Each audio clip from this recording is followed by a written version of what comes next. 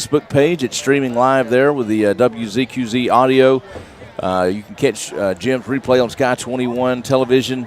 It's Wednesday nights, I believe. Wednesday nights. And then the THS stream team. They're also if they've got multiple camera angles, and they do just a great job with their stream down there. They've got Burke and I's audio piped in over there, so you can watch there. I think you go to the Trion City Schools Facebook page. Or TrionCitySchools.org, and I think they have a link there as well. So you got all kind of options to watch. I think you actually end up on YouTube, but they have a link there on the school page. Burke, I'm really proud this year of being able to bring video to all the fans, and where they can watch the game as well as listen. Yeah, I get so many calls and texts and messages, and everybody telling how much they appreciate that. You'd be surprised. A lot of former Bulldogs that don't live in the area anymore will tune in, and say, "Man, it sure is nice to be able to do that." So it's worked out very well. Burke, I probably got more comments about last week's games. People that really enjoyed it. They said they were laughing and putting their ears up to the speaker to hear the fan in the stands last week. We're going to pause here for the national anthem here. Stand by.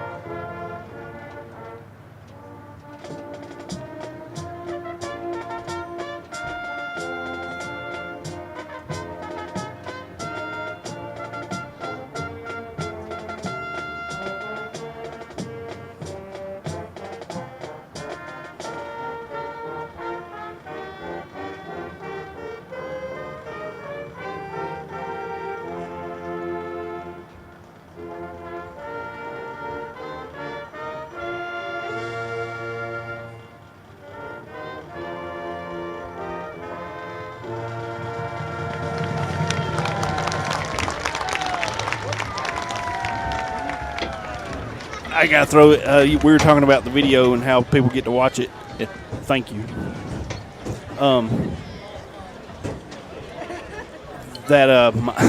My wife is one of those as well. She's like, sorry, I like being at home and being warm. And my two boys, it's a lot easier to manage them in our living room than it is out there on the bleachers. So that's where she's at tonight, taking advantage of the stream as well. Yeah, we're glad to bring that to y'all and glad you enjoy it. Well, let's talk a little bit about this series. We've got about 6 minutes left until kickoff. This is the 86th overall meeting. Trion leads the series 63 wins, 21 losses, and 1 tie. They first played each other in 1933. They played every year except 1943 and 1945. That was due to World War II. Trion has won 8 in a row, including last year's 21-7 win at Gordon Lee. Gordon Lee's best run in the series came back from 2005 to 2011, where they won 6 of 7 against the Dogs, including their longest win streak in the series at 4 from 2005 to 2008. Gordon Lee's last win in the series happened right here in 2011 when the Trojans won 28-14 at Sam R. McCain Stadium. Hopefully the Dogs can defend the turf tonight. Gordon Lee rolls into this season, Burke, the best season they've had in quite a while at 3-1. 8-1 overall, 3-1 in the region. Their only loss came on the road at Bowden a month ago, 23-21. Burke, if I'm not mistaken, that was a game that Gordon Lee led a large part of that game, and Bowden came back. And to me, that tells you a lot about their defense. Yeah. We know how explosive that Bowden team is, so that tells you a lot about Gordon Lee's defense. Yeah. Well, Gordon Lee racked up wins against Dade County, LFO, Lafayette, Gordon Central, Southeast Whitfield. They beat Mount Zion 42-7, a team that beat Trion last week 35-21. They beat Best Academy 14-8, and they defeated Almerchi last week 49-14. Burke, this is impressive. Their average margin of victory in their 8 wins was 26.5 points. Whew. Really the only close games that Gordon Lee has had this year was Bowden and Best Academy. So and that Best Academy game kind of stumped me a little bit because, like I said, Best Academy was big and strong, but I just would have figured Gordon Lee would have scored a little more than that. But again, I'm not real prime on knowing what their offense is. I'm not sure if they're still running that single wing or what they're doing this year. But we saw their big physical running back. Oh, yeah, they've got some really good-looking athletes on the field. Just watching them in warm-ups, they are big. Burke, the Trojans are in their second season under head coach Josh Gross, who was an assistant here at Trion for several years under Coach Justin Brown. He was the defensive coordinator. Burke, I know you know Josh. I know him really well. Got to know him in his time here at Trion. And then our sons played travel baseball against each other, so I run into him a lot. Just one of my favorite guys out there. I love Coach Gross, and I'm glad to see him succeeding. I hope he doesn't tonight. Yeah, right. But he's just a great man, and glad to see him having success. Yeah, I know he was well loved here at Trion, and he found a way to make it back home to his alma mater, and I'm sure he's happy about that. But he's a very revered coach, and he's very good X's and O's, and I don't think you'll find many folks at all that will ever say anything bad about Coach Gross. And like you said, we wish him the most luck, just not tonight. Yeah, when Gordon Lee named him head coach, you kind of knew he was going to turn that program around. And last year, he went 4-6 in his opening campaign. This year, sitting there at 8-1, one of the best seasons his school has had in several years. So, congratulations to Coach Gross on the season that him and his staff are having. By the numbers here, Gordon Lee, Burke, they score an average of 38 points per game on offense, which that is impressive in and of itself. But with a Coach Gross coach team, they only give up an average of 15 points per game on defense. They play defense. He's a defensive guy. Anybody that knows anything about our program knows how he coaches the defensive side of the football, and so that's no surprise at all. And Burke, with the youth Trion has, we score an average of 25 points per game on offense, giving up an average of 28 points per game on defense. I think defensively is really where the difference in these two teams are right now. Trion's just young, and Burke, we look at the rosters here. If you compare Gordon Lee and Trion's rosters, Trion only has 5 seniors. Gordon Lee with 15 seniors, 11 juniors, 16 sophomores, only 6 freshmen. And Trion has a bigger roster, but only 5 seniors, 21 juniors, 18 sophomores, 18 freshmen. So our rosters are pretty much flipped. Yeah. We're bottom heavy and they're top heavy. So it should be their time and our time's coming. If you look at the roster. Yeah. Well, captains are meeting at midfield. They're about to walk out. Looks like 63 Mason Jenkins, a senior. 71 Noah McQueese, number 80 Wesley Ramirez, a senior. And number 5, Jared Gwynn. Burke, he's one of the probably the senior that contributes the most to the team, and he's got an arm or elbow injury, and he's out for the season. Yeah, he broke his arm, if I'm not mistaken, and played a lot of the game with it that way. I'm sure you and I both know his dad, Jeremy. He was a gamer. He was tough as nails too, and I'm sure he's full of that same old Gwynn blood. You couldn't make that kid stop if you had to. And like I say, I'm pretty sure he played the rest of that game with a broken arm. If that tells you anything about his Bulldog lineage. Number 63 is out at midfield for Trion. Mason Jenkins, the senior. 52 for Gordon Lee. That's Cameron Oliver, a senior for the Trojans. Gordon Lee has all of their seniors behind their captain out there. Looks like Gordon Lee won the toss, and they're going to defer until the second half. So Trion will get the football. Trion only with 4 seniors. I think we had one of our seniors quit, Burke, so just 4 seniors. I mean, your senior class was a small one. You guys only had, 5 or 6? We had 5. You would be hard-pressed to find a smaller senior class in the history of Trion football. It doesn't happen a lot. Well, all right, you've been listening to the pregame show brought to you by North Georgia Equipment Sales. Beautiful night for football tonight. Just not a cloud in the sky, no chance of rain. Full weather forecast here as both teams are just about to run out of and bust through the signs. Trion playing the fight song here. They're about to run through. Gordon Lee over here on the, I guess that would be the east side of the field, about to run through their sign as well. Bulldogs have just ran through. Gordon Lee, they just ran through their side, so everybody's going to the sideline. We'll be getting underway here in just about 60 seconds or so. Your weather forecast for tonight, clear skies and cooler. Game time temperatures will start out at around 53 before falling down to around 46 by the game's end. Winds will be light out of the northwest at 1 mile per hour. There is a 0% chance of rain, so it doesn't get much better than that, Bert. Nope, it's a crisp, clear night. Great for football. Let's get it on. Your game sponsors for tonight, State Senator Jeff Mullis, Mohawk Industries, Lothridge Equipment, North Georgia Equipment Sales, and First National Bank. All Trion first downs brought to you by Reese Tire. All Trion touchdowns brought to you by United Community Bank. Timeouts brought to you by McDonald's. And all field goals are brought to you by OK Lawn Care. Officials for the game are provided by the Etowah Valley Football Officials Association. The head referee tonight, Jeff Tatro. The umpire, Michael Parker. Head linesman, Gary Richardson. Line judge, Tim Daltrey. Field judge, John Smith. Side judge, William Barber. ECO, Rodney Waddell. And the PCO is Jim Prater. Please help us with our ongoing training efforts by exchanging your game video with us on Huddle. All right, Trojans in their white uniforms with the Navy numbers. They kind of got gray pants on, trying in their traditional home uniforms. Gordon Lee will be kicking off right to left on your radio dial, kicking off towards the Triangle Shopping Center. They won the toss, and they have elected to defer. This is a high, short kick. It's going to go out of bounds. So Trion will get the ball to start the football game at the 35-yard line. It's kind of odd. You know, we were watching him kick in warm-ups. He's got a big leg, man. But that time, I don't know if that was by design, if they didn't want to kick it deep or what, but and tried to angle it, but he missed and went out of bounds. All right, so the Dogs will start 1st and 10 on their own 35, moving left to right on your radio dial. We are just underway here in Trion.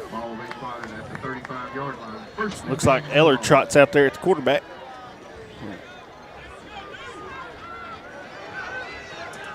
All right, Bulldogs come up to the line. We go slot to the left side. We'll work out of the shotgun. And this is going to be a handoff to Rob Brown around right in. He's to the 35, to the 40s, up to the 41. A pickup of about 4.5, maybe 5 yards. It'll bring up 2nd down and 5. Good hard run by Rob. They just get him that belly and get him out behind those guards on the pull and picks up about 6, it looks like. It's going to bring up 2nd and 4. A good first play. Yeah, we'll take 5 yards, Burke. 2nd down and 4. You got to get up to the 45 for a first down. Ball spotted at the 41. This is another handoff to Rob, and he's going to get maybe 1 yard, if that, up to the 41. I don't think that's going to be no gain. It's going to bring up 3rd down and 4. No, just try to go belly, kind of like a little inside trap out of the shotgun that time. 34 stopped him right at the line of scrimmage. I don't think he gained anything. So I'm bring up 3rd and 4. Well, does Coach Patrick go to the area here, or does he keep it on the ground with Brown? Number 4, Logan Eller in at quarterback, trying to draw Gordon Lee off sides. They almost jumped that way. Defensive tackle almost did, but he stayed back. So now we're getting the call from Coach Patrick on the sideline.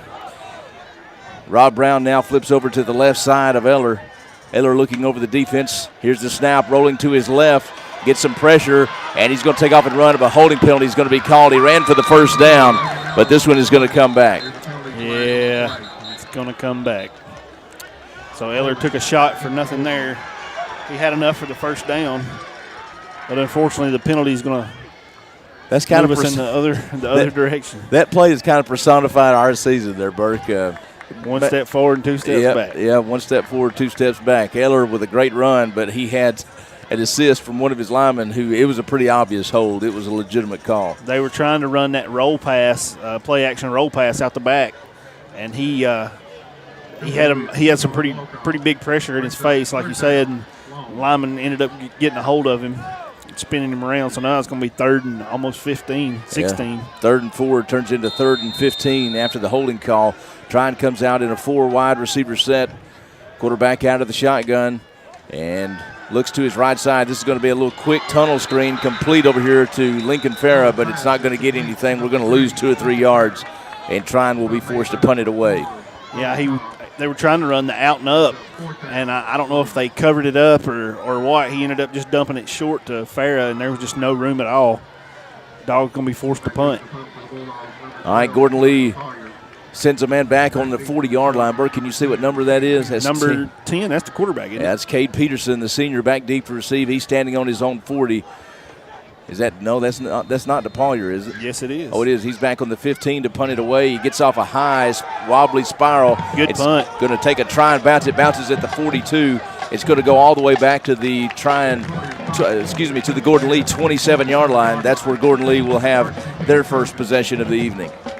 So yeah, that was DePaulier that punted. So that answers that question. He got off a dandy, got a good roll. Offense didn't do much, but DePaulier is able to pin the Gordon Lee Trojans back at least to the 27-yard line. 10-15 remaining in the opening quarter. No score. Trion goes 3 and out on their first possession of the game now. Gordon Lee going to get a crack at it their first time on offense. We'll see what Gordon Lee runs on offense. They come out single wing to the right, and this is going to be a handoff to their fullback right over center. No cards. Yes, sir. That's Brantley Wilbanks, number 33, makes a stop. They got about a yard. It'll bring up second down and 9. Straight dive out of that single wing. Wilbanks all over it. Gains maybe a yard at the most. Call it second and 9. Wilbanks, the junior linebacker, we call his name a lot. All right, quarterback under center. They put a wing to the right. They overload the right side. That's where they run it. Big and we collision. hit right in the middle. A handoff to number 4, Brody Cobb, and he didn't get 56, much. the freshman, Stoker. Man, what a lick. A physical ball game so far. They got about 2. They say they gained 2, so it's going to bring up third down and 7. The ball is sitting right on just shy of the 30-yard line. Looks like they got to get up to around the 37. Way overloaded to the far side. You got to think they've got play action out the back out of that. Yeah, they overload the right side again. And they bring a man in motion over here to the left side. They give it to the jet sweep. That's to Peterson. And he's going to drive him out of bounds around the 41. He's going to have a first down, pick up of about 10 yards. Man, they went super heavy to the far side and then went jet to the quick side. They use that formation to draw your defense over there, and then they run to the short side. All you have to make is one block out there on the edge, and he got it. Burke, I thought Peterson was a quarterback. Yeah, me too. He's not. What's the quarterback's number? Number 9? Number 9, that's Blake Gross, a senior. All right, so Gross goes under center. No motion this time. This is going to be a buck sweep around right in over there to Peterson again. And we got defenders there, but we missed the tackle. He's off to the races to the 40 and going to be pushed out of bounds at around the 35, 36-yard line. Burke, we had tacklers right at the line of scrimmage, but we whiff on it, and that's another first down for the Trojans. And number 10, Peterson, the senior running back, just turned on the jets there, Ben, and made a little move out there in space. He's a good athlete, big, strong kid with some feet. We're going to have to get our arms on him. Well, we stop him pretty good for 2 plays, and then the last 2 plays, Peterson has burned us. Gordon Lee sends one man out wide over here to the near side, and this is going to be a handoff inside at number 40 to number 4. He ran over a man. That was Cobb. That's the one I said, who's going to tackle that kid coming at you? He's a big kid. He picks up 7 quick yards. That'll make it second down and 3 as Cobb got just inside the 30 to the 29.5-yard line. Number 4, Cobb, he doesn't really look like a fullback, but that's where he was lined up and ran out of that position that time. He's kind of tall, but he is well put together. He's probably 198 at least. They split number 2, Jacob Neal, the senior, out wide on the far side. Gross under center. They stay under center most of the night. They send number 1 in motion left to right. This is going to be a buck sweep back to the near side to Peterson. He's got room. And he is gone. That's going to be a 29-yard touchdown run. Oh, we got some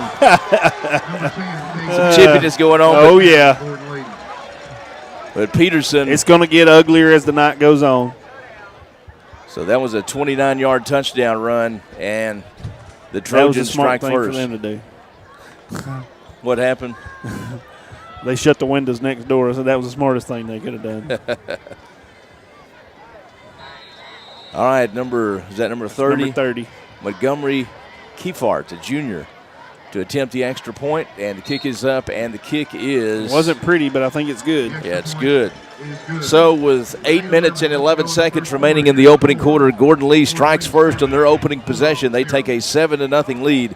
We'll be back in 30 seconds. You're listening to Friday Night Football here on WZQZ and Sky 21 Television.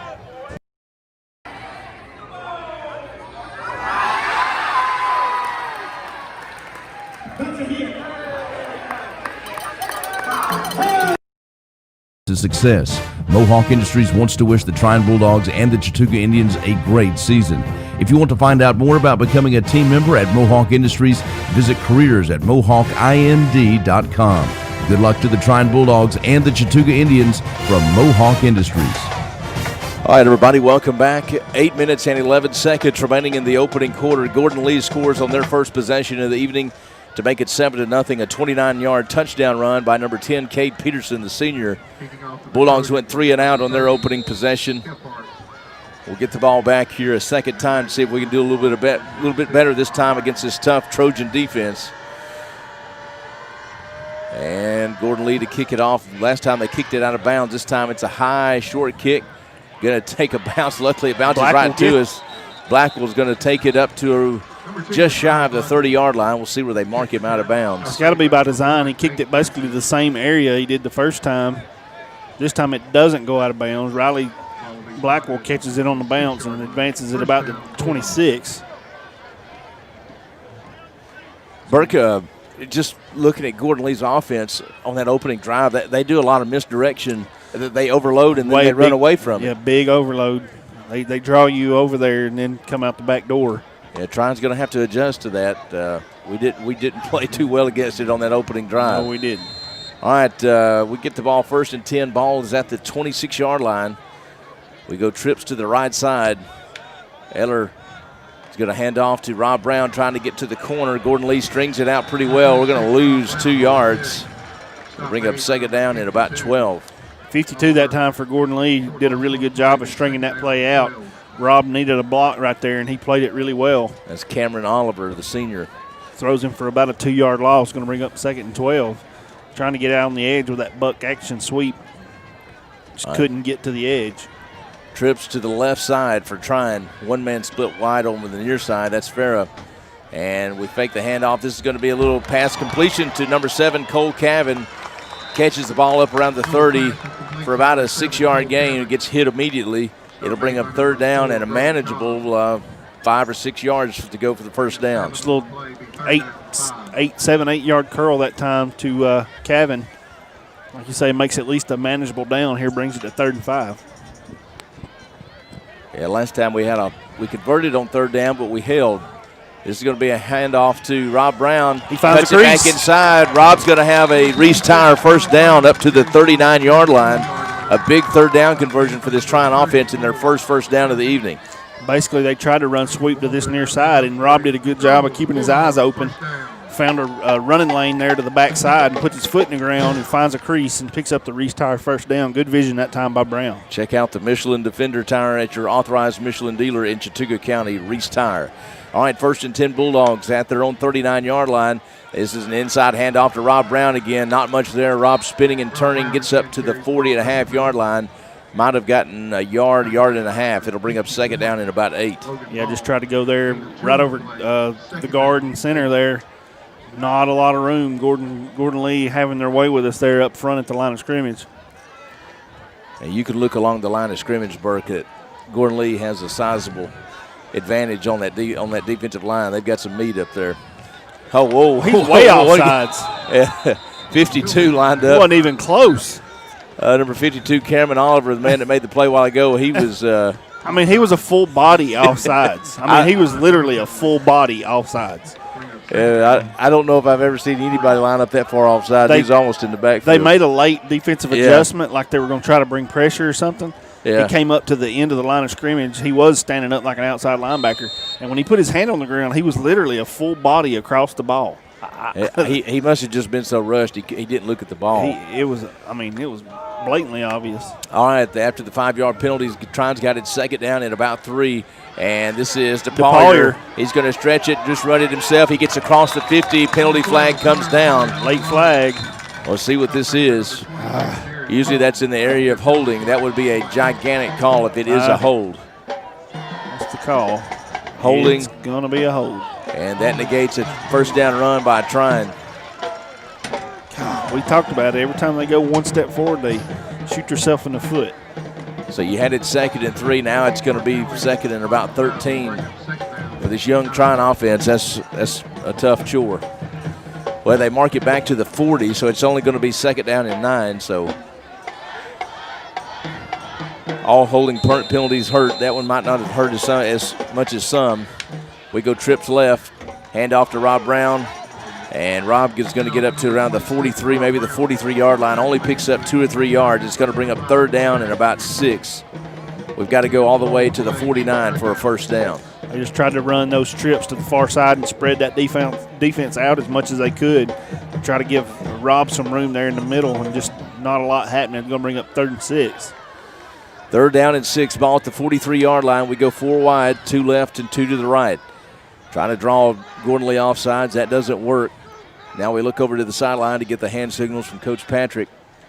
Logan Eller calls for the snap, gets it, rolls to his left side, looking downfield, getting pressure, and got to get rid sacked. of it. Yep, he's going to be sacked back at the 36-yard line.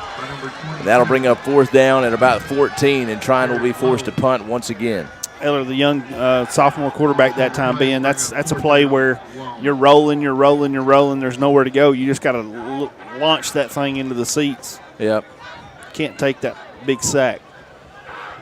All right, well, DePaulier is going to be standing back around his own 22-yard line to punt this one away. Peterson, the big play man for Gordon Lee, standing back at his 35-yard line to receive the punt. And it's a good snap, and we get off a pretty good punt. It's going to bounce around the 30-yard line. It takes a try and roll, but not a huge one. Back to around the 26-yard line. That's where Trion downs it, and the Trojans will take over there. Good punt by DePaulier again. He flips the field. See if his defense can help us out some here.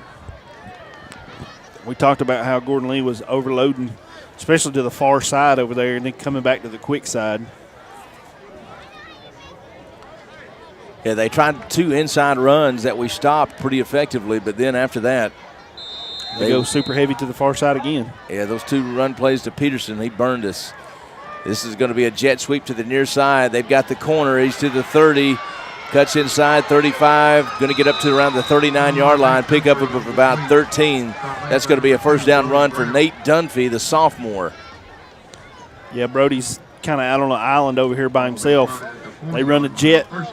With that formation, you know, the formation itself draws so many defenders to the far side. Yep. You're kind of on an island out there by yourself. You've got to play it perfect. And that time he kind of got put on skates a little bit and gave up a big chunk of yardage. First down and 10 for Gordon Lee at their own 40-yard line. Trojans lead 7-0 with 4 minutes remaining in the first quarter. They put a man in motion from left to right. This is an inside handoff to 44 again, and we stand him up. That's number 4, Cobb. Good hard tackle that time by Will Banks along with 55. That was Gable, the sophomore. They got 1 yard on the play. It'll bring up 2nd down and 9. Ball's on the 41. They've got to get to the 50-yard line for a first down. 3:32 remaining in the first quarter. 7-0. Gordon Lee leading with the ball here on 2nd and 9 at their own 41.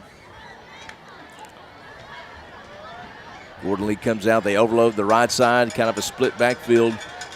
One man split out wide to the left. This is a buck sweep to the right side with Peterson. He finds a hole over center, and he's going to get up to around the 46 or 47-yard line. He's going to be short of the first down. It's going to bring up 3rd down and about 3 or 4 for the first down. Check the spot.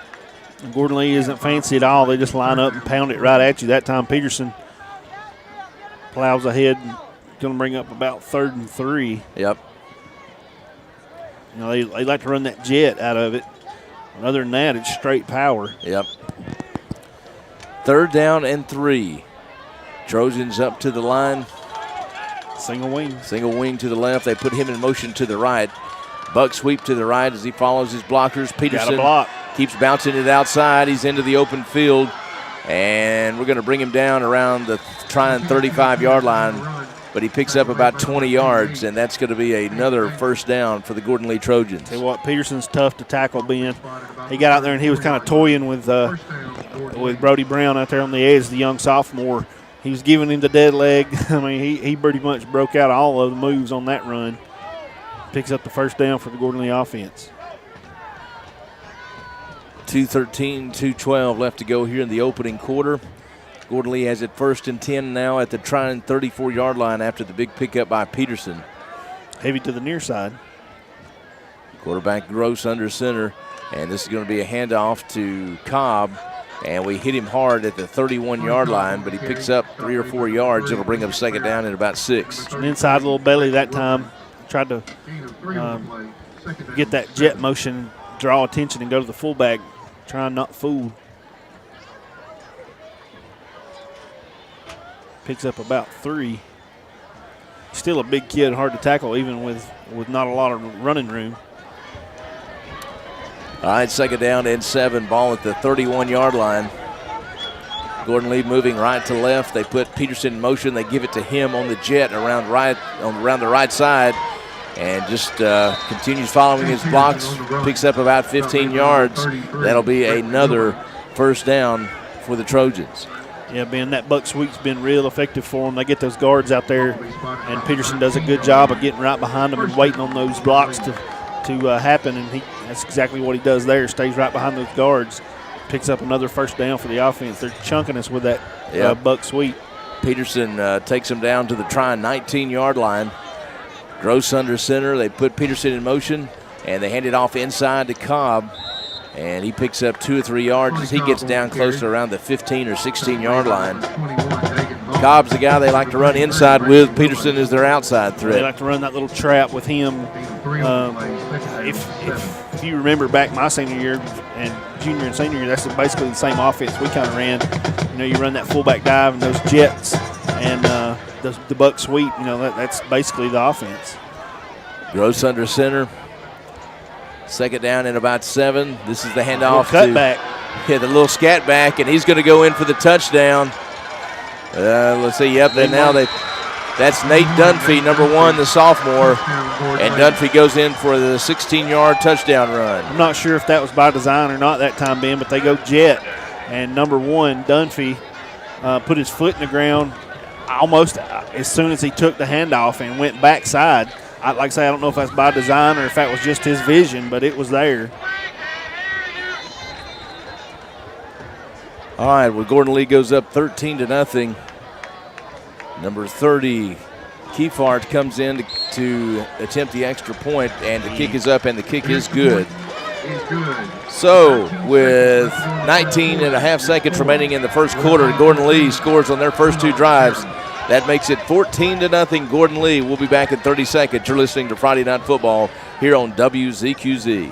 When you think of what is most important in a bank, one of the first things that comes to mind is service. What better way to find good service than from hometown folks? At First National Bank in Somerville and Trion, that's exactly what you'll find. Great service from good hometown folks. First National Bank has been providing quality banking services to individuals and businesses for decades, and they're here now to serve you. Find out more by visiting First National Bank in Somerville or Trion, or visit them on the web at southeastfnb.com. Southeast First National Bank, member FDIC. Well, things are going the Trojans' way so far. They've got a 14-0 lead here early in the game. Only 19.5 seconds remaining in the first quarter. Dunphy that scores from 16 yards out to make it 14-0. Peterson scored with 8 minutes left to go in the first quarter earlier on a 29-yard run. So that's how Gordon Lee has scored their 2 touchdowns. Gordon Lee, this is a high, short kick going to be taken by Brody Brown. He calls for the fair catch at the 31-yard line. That's where Trion will take over there. Yeah, just, again, another little short kick. I'm kind of surprised by that. Number 30 has got a big leg, but he hasn't used it much on kickoffs, Ben. Take over 1st and 10 from their own 31-yard line. Well, Bulldogs have won searching for something on offense. Yeah. Bulldogs have won 8 in a row in the series. They're going to have to get off the mat here, or Gordon Lee's going to put a stop to that. 1st and 10 Bulldogs at their own 31-yard line. 4 wide receivers set, 2 to the left, 2 to the right. They move Cole Cavett in from the slot on one side to an H-back position. Eller's going to throw complete over here to number 3, Lincoln Farah. Farah fights his way up to the 39-yard line, pickup of about 7 or 8. It'll bring up second down and 2. A little quick hitter that time, just a little curl route to Farah. Picks up about 7, close to 8. Going to get the quarter. Yep. All right, so that is the end of the first quarter here in Trion. Your score, Gordon Lee 14, Trion nothing. Bulldogs will have it second down and 3 at their own 39-yard line when we come back. You're listening to Friday Night Football here on WZQZ and Sky 21 Television. State Senator Jeff Mullis has represented the citizens of Northwest Georgia for many years and knows how important it is for our young people to learn life lessons on and off the field. That's why Senator Jeff Mullis is proud to support the Trion Bulldogs and the Chattooga Indians. Senator Mullis wants to wish all of the players, coaches, staff, band members, and cheerleaders a great season.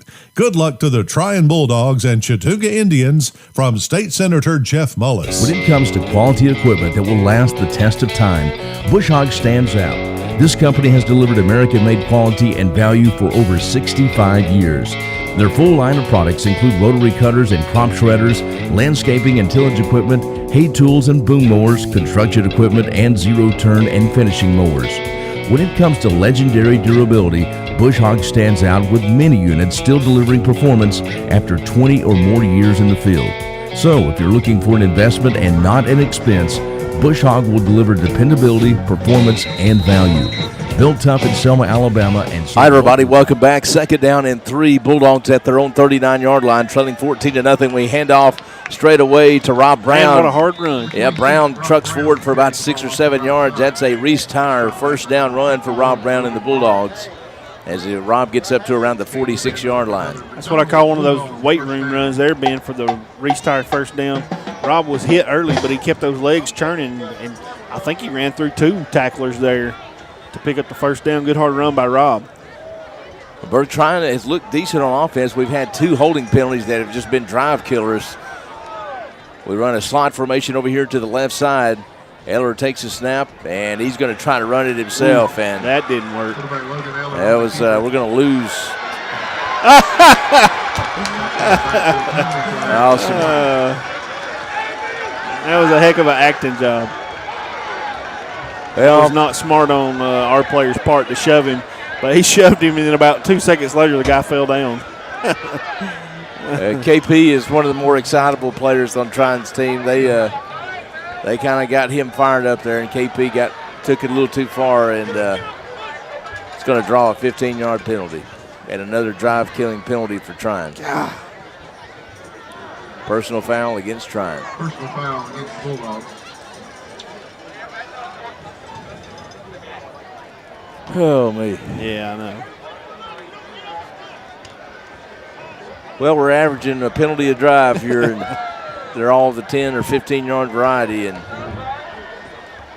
Trion has nobody to blame but themselves. Coach,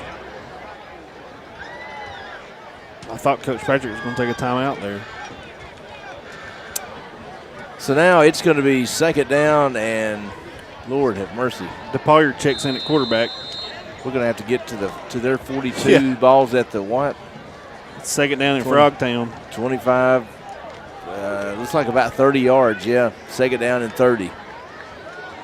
And this is DePoyer going to run to the left side. Sweep. Just nowhere to go. He gets a yard. It'll bring up third down and 29. Yeah, they ain't got many of those 30-yard plays in the playbook. They just try to go quarterback sweep with DePoyer. They were privy to it. Now they run Eller back out there. This game's hard enough when you got to get 10 yards for a first down. And then you tack on those 15-yarders that are unnecessary. It just kills you. Third down and 29 for Eller. Drops back, wants to throw it deep for number 16. And that was intended for Nathan Willingham, the sophomore wide receiver. He led him just a little too far, and the Bulldogs will be forced to punt it away again. Yeah, Eller just put too much mustard on that one. Nate tried to run under it just too far. Just tried to basically a wheel route over here on the near side. He had it, and Nathan had a couple of steps too. It's just Eller just overshot him. DePoyer standing back on his 15-yard line to punt it away. Peterson standing on his own 42. This is a wobbly kick, and Peterson makes a risky catch, but he makes the catch. Very risky. And Gordon Lee will take over on their own 43-yard line. Yeah, I mean, if you don't field it, more than likely it's going out of bounds. Yep. And he dove to catch that ball. I guarantee you, the special teams coach is not going to be real happy about that one. It turned out good for him that time, but I guarantee you more times than not, that's not a good move. All right, first down and 10 from the 43-yard line for the Trojans. Gordon Lee leads it 14-0 with 10:23 left to go here in the second quarter. Gordon Lee brings one man up, split out wide over here on the near side. Single wing to the left. This is a buck sweep to Peterson. They don't run many plays, but they run well. He dropped the ball, but we hop on top of him back at the 35. Peterson's going to lose about 7 or 8 yards, and that'll bring up second down and 17 for the Trojans. Rob Brown makes the tackle. I think we're going to see Rob Brown a lot more on defense tonight. He has to carry a load offensively. I think they're like, hey, we're going to have you out there tonight, bud. Yeah. All right, Gordon Lee splits a man out wide over here on the near side. That's Jacob Neal. They run 2 wings. They put one of them in motion. That's Dunphy. This is a quick toss out here. This is number 3. There's going to be a hold. And he's going to get across the 50 down to the 49-yard line. I think they were holding Maddox that time. Tried to get that toss sweep over here to the near side, and they held Maddox on the perimeter. A block in the back. They threw it at the 39-yard line, so that'll take it back to the 29. And they're going to lose. This is going to bring up second and 23 or 24. So Gordon Lee takes a page out of Trion's book here. Shoot themselves in the foot this drive. They checked in a new back. That's number 3. Let's see, Bo Rudy, the sophomore. So he was big, wasn't he? Yeah, he's not as dynamic as the other kid. Yeah. Peterson is easily their best back. Very impressive, very good runner. So now it's second and 27, like you said, almost identical to what Trion faced earlier. Yep. See if they got any razzle-dazzle, if they just keep pounding it here. All right, second down and 27. Gordon Lee at their own 29-yard line. They split one man out to the far side. They put Dunphy in motion. Quarterback wants to throw it deep. Gross is going to throw it, and he throws it way off target, too far inside, trying to hit a man on a post around our 35. Brody Brown with coverage. It falls incomplete. It'll bring up third and 27. Brody Brown had good coverage that time. He was right in his hip pocket. That's not their game, you can tell. I was expecting probably a jet to that Peterson kid. That's been real successful. They just tried to throw one deep there. I'm kind of glad they did. Yeah. I think I'd rather see that than 2 jets to that kid. Yeah, every time they've given it to Peterson, it's been a big game. All right, third down and 27. Gordon Lee from their own 29-yard line. Quarterback under center. They put Dunphy in motion over here to the near side. It's a quick toss to Peterson. Cuts it back inside. We hit him hard at the 33, and he picked up about 4 yards. He needed 29 for 27 for the first down, so Gordon Lee will be forced to punt for the first time this evening. Wilbanks delivered a big blow, and number 9, that's Bryce James, come in and help finish him off. Again, we hate Peterson has been the offense pretty much tonight, and that time we stop him cold. Dogs going to get it back here on the punt. Gordon Lee leading 14-0 with 8:35 left to go until halftime. Trion gets their first stop of the evening. We're going to put Brody Brown back deep on our own 35 to receive it. We try to bring pressure. Boy, it's a high punt. It's going to bounce at the 37, kind of just bounce straight up in the air, which was a good thing for Trion. Yeah, not a great punt. Bulldogs will take over first and 10 from around the 36-yard line. Yeah, Dogs, the defense played well. Gordon Lee shot themselves in the foot, kind of like Trion has. Put yourself behind the yardstick and then just couldn't overcome it. Dogs got a big stop. Now the offense really needs to find something here, Ben. Rob, again, had some good solid runs, but anytime they put themselves behind the yardstick, we just don't have many of those 10, 12-yard plays. Well, Berg, before we shoot ourselves in the foot with penalties, we've proven we can run the ball, but just too many holds and personal fouls, all that stuff just really – Trion has really shot themselves in the foot. Rob Brown this time nowhere to run as he's going to lose yardage, lose about 3 yards. That'll bring up second down and 3 as they push him all the way back to the 33-yard line. Yeah, there wasn't a lot of room, but I think Rob made a bad read that time. He kind of tried to bounce to the outside, and I think his only shot was to try to get in the middle. And Gordon Lee strung him out well there and threw him for about a 3-yard loss. Going to bring up second and 13. All right, second down and 13 from the 33-yard line. Logan Eller is in the shotgun, drops back, wants to pass, looking down the sideline, wants to hit Willingham over here. He got him! Complete to Nathan Willingham, all the way down to the Gordon Lee 30-yard line. Let's see where they mark him out. Great pass and a great catch from Logan Eller to Nathan Willingham. Good throw that time. Logan, I think, was a little pumped on those first couple of throws. That time he laid it right in there. Nathan Willingham run by his defender. Great catch by Willingham, great throw.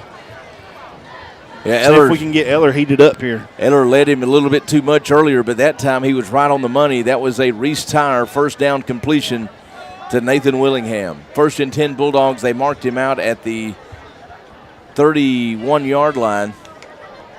Eller works out of the shotgun. He's got Rob Brown flanked beside him. This is a handoff to Brown. Just nowhere to go now. He bounces out to the left. Penalty flag comes out deep in the backfield. I don't know. That was a strange place for the penalty to come from. Yeah, I know, right? There is a penalty flag on the play.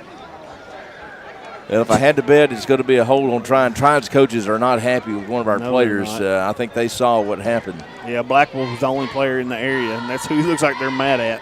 No, it's on the defense. Now, I was about to say, Ben, as soon as we almost run that or act like we're going to hand it to Brown, the defense is just collapsing hard. You got to think maybe if you can run a little play action and get some of those flood routes there in the middle of the field. Yeah. It should be wide open. Well, you can tell Gordon Lee is ready for Brown. We've had a little bit of success running right up the middle, but we try to go out wide. They have just ate that alive.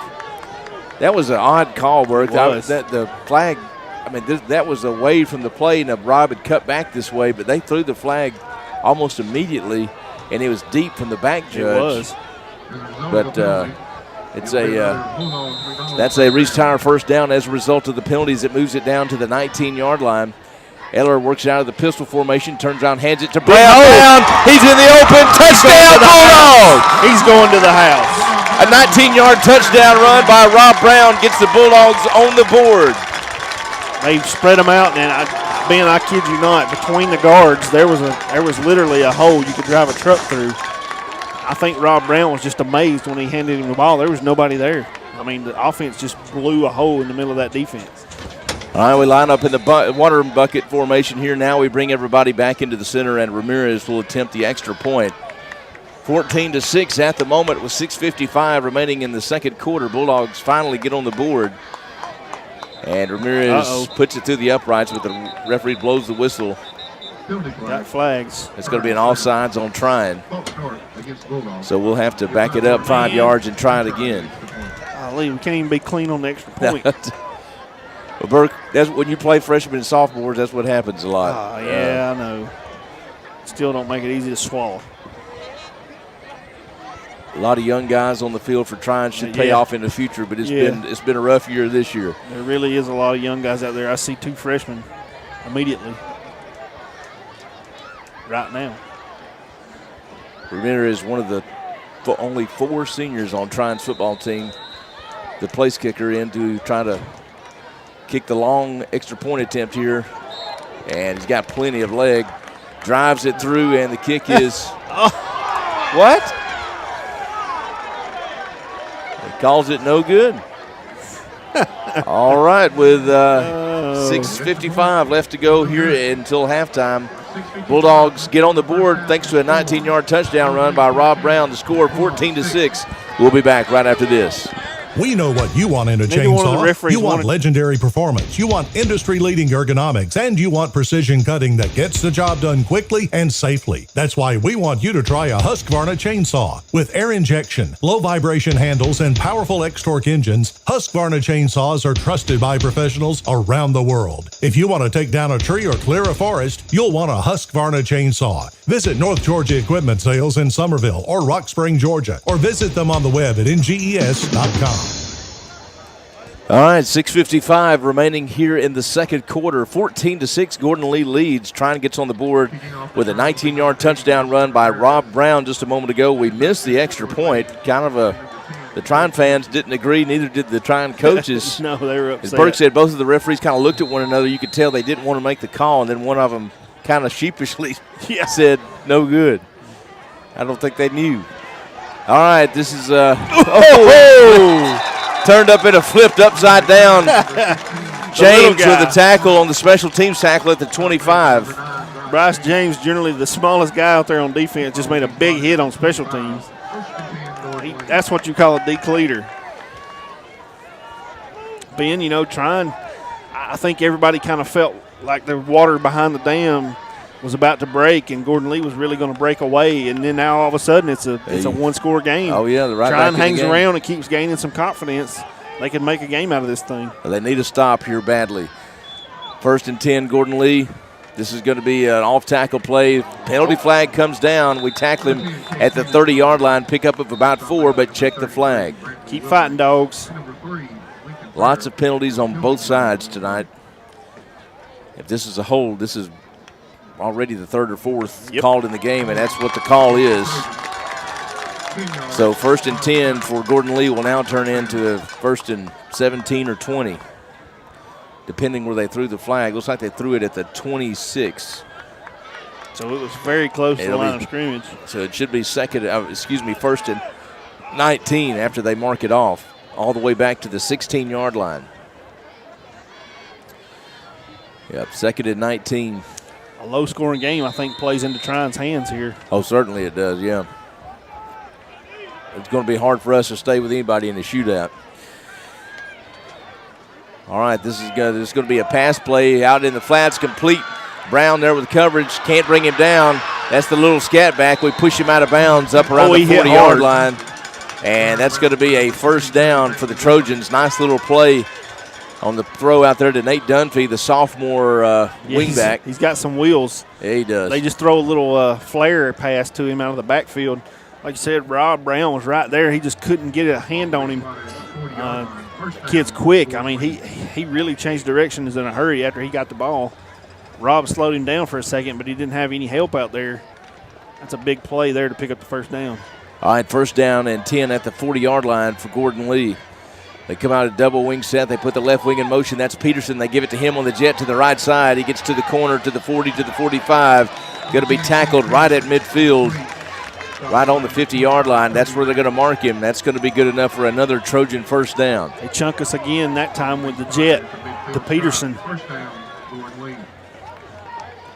They get out there on the edge. Maddox tried to play it tough. He just didn't have a lot of help.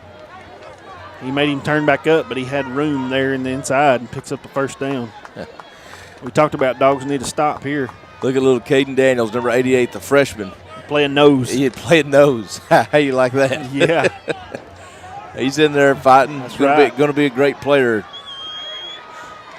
And they run right at him this time, and Will Banks. Tackle by Will Banks. Tackles him at the 47-yard line. Pickup of about 3. It'll bring up 2nd down and 7 for Gordon Lee. Yeah, we talked about it. So many freshmen playing tonight. Daniel, another one of those kids, sticks his nose in there from the noseman position. He probably don't weigh 150 pounds. But he's causing havoc there in the middle of that offensive line. They get about 3 that time on the dive. All right, 2nd down and 7 for Gordon Lee at the Trion 47-yard line. 5:17 remaining here in the 2nd quarter. Gordon Lee winning the game 14-6 at the moment. This is kind of a toss play to number 10, Peterson. There's got to be a hold. He got to the corner. No penalty flags. Peterson running down the sideline. He's going to go in for the touchdown. There's a late flag. That flag thrown way down at the goal line. That's probably going to be a block in the back. Yeah, but it's still going to be a big gain. I thought they had one way back here at the line of scrimmage that didn't get called.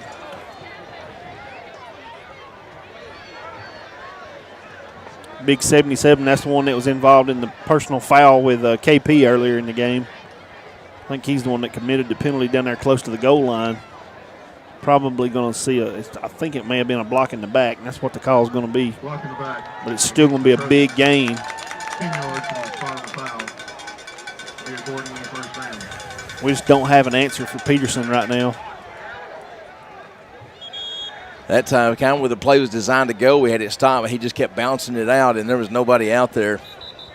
All right, that's be going to be timeout Bulldogs. All right, that's going to be a Somerville McDonald's timeout. Try the new triple quarter pounder with cheese. It's fresh, hot, juicy, and amazing at your Somerville McDonald's. 4:59 left to go here in the second quarter. Gordon Lee is leading 14-6. We'll be back in 30 seconds right here on WZQZ and Sky 21 Television. Mohawk is driven to success every day, and they count on their team. That's why Mohawk supports our local high school athletics. Each player, coach, staff member, band member, and cheerleader are important to success. Mohawk Industries wants to wish the Trion Bulldogs and the Chattooga Indians a great season. If you want to find out more about becoming a team member at Mohawk Industries, visit careers at mohawkind.com. Good luck to the Trion Bulldogs and the Chattooga Indians from Mohawk Industries. 4:59 remaining in the second quarter. Gordon Lee leading 14-6. They're knocking on the door here. 1st and 10 at the Trion 14-yard line. They just had a touchdown called back at the very end by a block in the back penalty. And Gordon Lee takes it at the Trion 14-yard line. They come out, one man split out wide to the right side, double wing set. They put Peterson in motion right to left. This is going to be a toss out here to number 1, Dunphy, the little scat back. He's got the corner, and we're going to stop him just short of the goal line. He's going to get a first down. It's going to bring a 1st and goal from inside the 2-yard line for Gordon Lee. So tough that time. The freshman Stoker, he saw it. He read the play, but number 1, what was his name again? Dunphy. He's so quick. He took a bad angle. He didn't judge his speed right, and that's one of those lessons you learn as a freshman, that sometimes those guys are a lot faster than you think. Yeah, Nate Dunphy, the sophomore. So the Bulldogs will have to deal with him for a couple of years. Gross brings him up to the line under center. Probably going to hand off to Cobb here, and that's what they do. He tries to go over the top. He's in. And he goes in for the touchdown. Nothing fancy there, just straight dive to Cobb, the big back. He gets in for the touchdown. We talked about defense really needed to stop there. They just got chunked a few times there on that drive. All right, Gordon Lee comes in to attempt the extra point.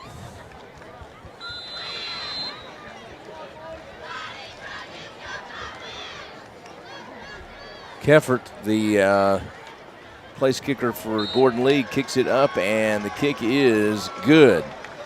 So with 4:44 left to go in the first half, Gordon Lee takes a 21-6 lead. We'll be back in 30 seconds. You're listening to Friday Night Football right here on WZQZ and Sky 21 Television. When you think of what is most important in a bank, one of the first things that comes to mind is service. What better way to find good service than from hometown folks? At First National Bank in Somerville and Trion, that's exactly what you'll find. Great service from good hometown folks. First National Bank has been providing quality banking services to individuals and businesses for decades, and they're here now to serve you. Find out more by visiting First National Bank in Somerville or Trion, or visit them on the web at southeastfnb.com. Southeast First National Bank. Member FDIC. State Senator Jeff Mullis has represented the citizens of Northwest Georgia for many years and knows how important it is for our young people to learn life lessons on and off the field. That's why Senator Jeff Mullis is proud to support the Trion Bulldogs and the Chattooga Indians. Senator Mullis wants to wish all of the players, coaches, staff, band members, and cheerleaders a great season.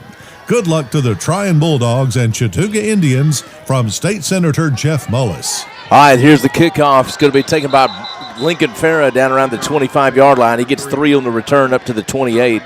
And that's where the Bulldogs will take over, trailing 21-6 to the Gordon Lee Trojans with 4 minutes and 40 seconds remaining here in the first half. Again, Gordon Lee just pooches it. Farah makes the catch and advances it a few yards. Not a lot, but the offense will have be starting there from about the 30-yard line. 4:40 to go. Dogs really need a score here, Ben. Yeah, Gordon Lee's going to get the ball to start the second half. If you go 3 and out here and give Gordon Lee, you're almost going to give him 2 possessions in a row if you don't do something here. You got to at least get a first down or 2. Eller works out of the shotgun. It's going to be a handoff to Rob Brown. Oh, there was a hole. Yeah, there was a hole, but it closed up quickly. He got it to the 34, picked up about 4. It'll bring up 2nd and 6. He got a good block, but number 51 got knocked to the ground, and it caused Brown to have to stop his momentum. If he keeps his momentum there, Ben, there was a crease right in the middle of that defense, but big number 51 kind of got in his way on the ground. Dogs come out in the pistol formation. We move our H-back Kevin over to the right side, slot to the right, And it's going to be a handoff to Rob Brown. Tries to bounce it out to the left. There's just nothing there. Rob giving it everything he's got. He gets up to the 36. Ended up getting 1.5 yards or so Somehow. out of it. Yeah. I don't know how in the world he did. It's going to bring up 3rd down and about 4. So a manageable down here for the offense. Yeah, Rob ran hard. Again, that was one of those refused to go down kind of runs. He was hit early and often. Falls forward for a couple and bring up 3rd and 4. And you got to think Trion's going to go to the air here. We go 4 wide, 2 to the left, 2 to the right. We put Rob Brown out in the flats, and Eller is going to take it off and run. He's got some room. And the penalty flag comes down. And that's going to be a personal foul as he tackled him out of bounds over here. And the Tryon sideline did not like that. Penn Askew, a junior, made the tackle, and they're going to throw the penalty on him. And Rune Gable comes up. He is not happy. A lot of the Tryon coaches.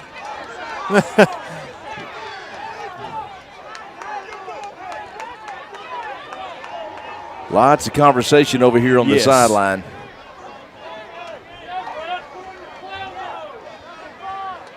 Yeah, I don't know what all happened, but it was not pretty, I can assure you. Coach, you don't see Coach Gable get that livid very often. You know, well, I think everybody knows it was Logan Eller that was running. He's coming off fresh off a broken leg, so anytime you get hit late, you know that's going to be sensitive. Personal. There's another flag. That's going to be, I'm sure, a hold on Tryon. Yeah, that was the initial signal. So what do they replay the down or what here? They'll mark it off from the spot, I think, and then they'll assess the penalty maybe. The personal foul should have been a dead ball foul, right? So it'll still be assessed. They'll probably assess the hold, and then they'll assess the 15-yard penalty. Depending on where it looks like the hold was thrown. If this may end up being very close to a first down for Tryon. Will be. Yeah, they got to mark it back, and then they'll mark off the 15. I think this is going to be a first down for Tryon by about 2 yards, if my calculations are correct. There's been a lot of flags to calculate tonight, Bert. Now they're going to mark it the other direction. They got to get across the 40 for the first down, so we're going to pull for the – but it's going to be a Reese Tire first down for the Tryon Bulldogs.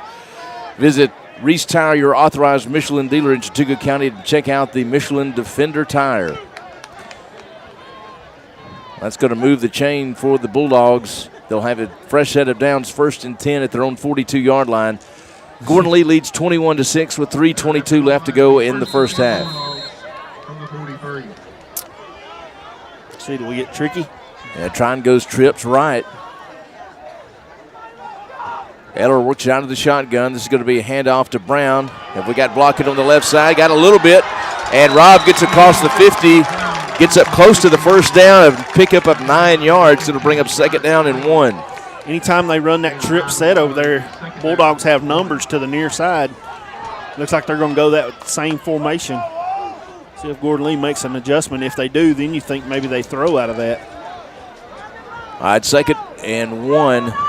Ball's on the Gordon Lee 48-yard line. Eller works out of the shotgun. This is another handoff to Brown. He cuts inside, runs over a man, and gets down to the 41. Rob just ran over a man at the 45. That's another Reese Tire first down run for Rob Brown and the Bulldogs. Coach Patrick's found something here with this formation. He runs that same trip set to the far side. And we got numbers on the short side, and he's just running right to that formation. Kind of taking a page out of Gordon Lee's book. And boy, we've got numbers on the outside this time. Gordon Lee doesn't respect it. This time they keep their numbers in, and Brown's going to lose 2 or 3 yards. Burke, that we had 3 receivers out there. There was only 2 defenders. That's what I say. You got to think they're going to lure them over here, and then they're going to have to throw over there. Gordon Lee basically that time said, we don't think you're going to throw it out there. We're going to keep that extra defender inside here. 2nd down and 13. Interesting little cat and mouse game going on here. Gordon Lee still not really respecting those outside players. And we're going to try to go down deep here to Willingham again. He gets pushed. Oh, wow. He got pushed big time. No penalty, though. No flag. Eller underthrew that one a little bit. Yeah. Nathan tried to come back to the ball. Defender was right there. He didn't get his head around, so, that's could have went either way. Yeah, still. Little hand checking there between both players. But pretty good throw, and Willingham was right there, but Gordon Lee defender was kind of, like you said, in the way with his helmet turned away from the play. 3rd down and 13.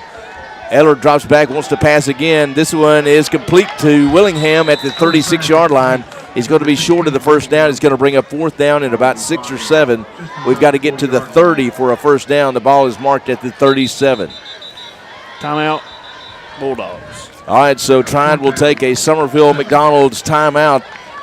Try the new triple Bacon Lovers bacon, egg, and cheese biscuit with triple the bacon at your Somerville McDonald's.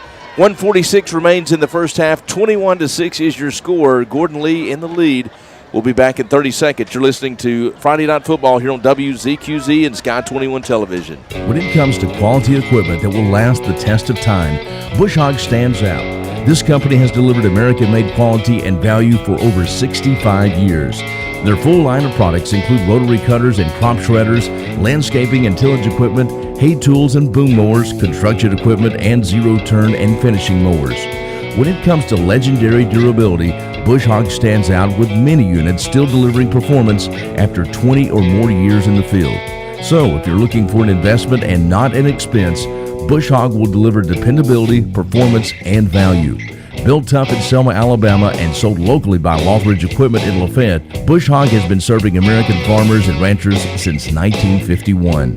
Visit your local Bush Hog dealer in Lafayette. Lothridge Equipment, your hometown agricultural equipment dealer serving the Northwest Georgia region for almost 60 years. Lothridge Equipment, located at 514 South Main Street in Lafayette. Call 706-638-1461. All right, a big 4th down here for Trion. They're going to go for it on 4th and 7. Got to get to the 30-yard line. Eller drops back to pass, looking deep. Going to throw 15. Oh, he overthrew him.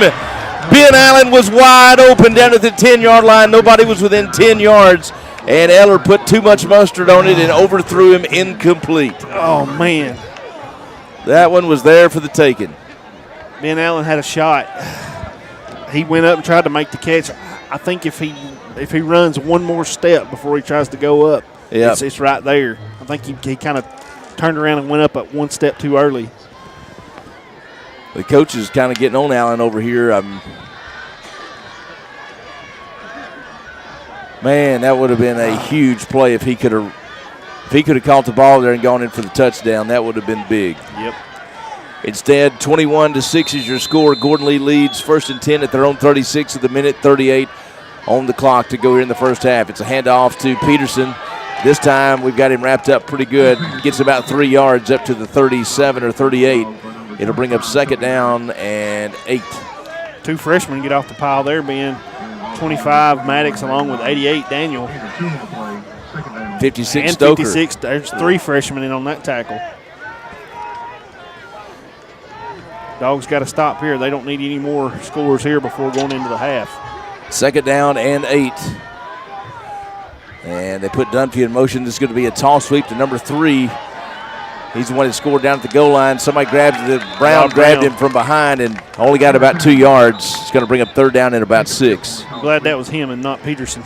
Yeah. He's about a good step slower than Peterson. That's Bo Rudy, a sophomore. Timeout, Gordon Lee. All right, so Gordon Lee takes a Somerville McDonald's timeout. Try the new triple quarter pounder with cheese. It's fresh, hot, juicy, and amazing at your Somerville McDonald's. 55 seconds remain in the first half. 21-6 is your score. Gordon Lee on top. We'll be back in 30 seconds.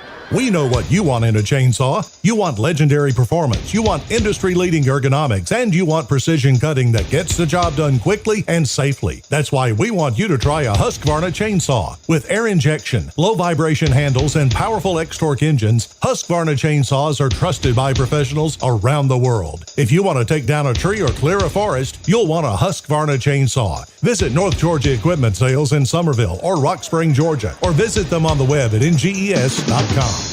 All right, everybody, welcome back. 55 seconds remain here in the second quarter. 21-6 is your score. Gordon Lee on top. Trojans have it 3rd down and 7 at their own 39-yard line. Trion with 1 timeout remaining. Gordon Lee with 2 timeouts remaining. Need to stop here big time. Yep. Gordon Lee goes under center like they have all night. They put Dunphy in motion. Fake the toss. Gross rolls to his right, throws it complete to number 41. And we miss a tackle, and we're going to drive him out of bounds, or did he get in for the touchdown? It's close. What a big play there. Golly. 41, that's Will Carswell, the senior. We got pressure on him. Will Banks was right there in his face. He was able to get it away, and it was it wasn't a very stable catch. I thought he was going to drop it there for a minute, but he made the play. Nobody was able to catch him. He gets all the way down inside the 5. Again, I said defense has got to be big here, can't afford to score. And they take it all the way inside the 5. It's going to be first and goal from the 3 for the Trojans. 39.6 seconds remaining on the clock here. They lead 21-6 at the moment. And Gross goes under center. The quarterback going to turn around, hand it off to Cobb. What a pile. And he didn't go anywhere. Dogs didn't give up on that one. Might have lost a yard. Back to the 4. Gordon Lee's going to burn a Somerville McDonald's timeout. Try the new Bacon Lovers Bacon, Egg, and Cheese Biscuit with triple the bacon at your Somerville McDonald's. 33 seconds remaining in the half. It'll be second and goal from the 3 for Gordon Lee. They're leading 21-6. We're back in 30 seconds. Coach Patrick. Mohawk is driven to success every day, and they count on their team. That's why Mohawk supports our local high school athletics. Each player, coach, staff member, band member, and cheerleader are important to success. Mohawk Industries wants to wish the Trion Bulldogs and the Chattooga Indians a great season. If you want to find out more about becoming a team member at Mohawk Industries, visit careers at mohawkind.com. Good luck to the Trion Bulldogs and the Chattooga Indians from Mohawk Industries. All right, welcome back. 33 seconds remain in the second quarter. 21-6, Gordon Lee on top. They've got it second and goal from the 4-yard line. Each team with 1 timeout remaining. So play selection here gets a little tricky, Bert. Let's see. Gordon Lee comes with a split backfield. They put Dunphy, the little scat back, at the wing over here on the right side. Now they put him in motion to the left. This is going to be buck sweep to Peterson. Peterson's going to walk into the end zone. That's going to be a touchdown for Gordon Lee. That's been their best play all night. Just that buck sweep. They get those guards there pulling. Peterson does a good job staying behind them, picking his way. He picks his way right into the end zone for the touchdown. That was big. We need to stop right there before the half. All right, Gordon Lee comes in to attempt the extra point to try to make it 28-6. Snap is good. Kick is up, and the kick is good. 28 seconds remain in the first half. 28-6 is your score. A killer there by Gordon Lee right before the half. We'll be back in 30 seconds. You're listening to Friday Night Football here on WZQZ and Sky 21 Television. State Senator Jeff Mullis has represented the citizens of Northwest Georgia for many years and knows how important it is for our young people to learn life lessons on and off the field. That's why Senator Jeff Mullis is proud to support the Trion Bulldogs and the Chattooga Indians. Senator Mullis wants to wish all of the players, coaches, staff, band members, and cheerleaders a great season. Good luck to the Trion Bulldogs and Chattooga Indians from State Senator Jeff Mullis. Well, Burke, if they're going to get us, they better get us now. We're young, new coach. But Gordon Lee has taken advantage of the opportunity tonight. They've got a 28-6 lead over the Bulldogs with 28 seconds remaining here in the first half. Try and let a receiver get in the open on 3rd and long just a moment ago for about a 50-yard gainer, and that's what set up the touchdown. This is Riley Blackwell, takes it up to around the 24. He's tackled there, and the Bulldogs will probably take a knee or something here. There's a lot of whistle blowing. There's been a lot of whistle blowing all night. I know. So, sideline warning. That's why sideline warning on the white. Think you got some hook and ladder motion action going here? Yeah. I don't know. If you got anything to try to steal one. It probably wouldn't hurt to take one shot if you got a one-on-one coverage out here. But I don't think that's what Trion's lined up to do. No, Willingham's not in there. He's been who they've tried to push on that vertical route.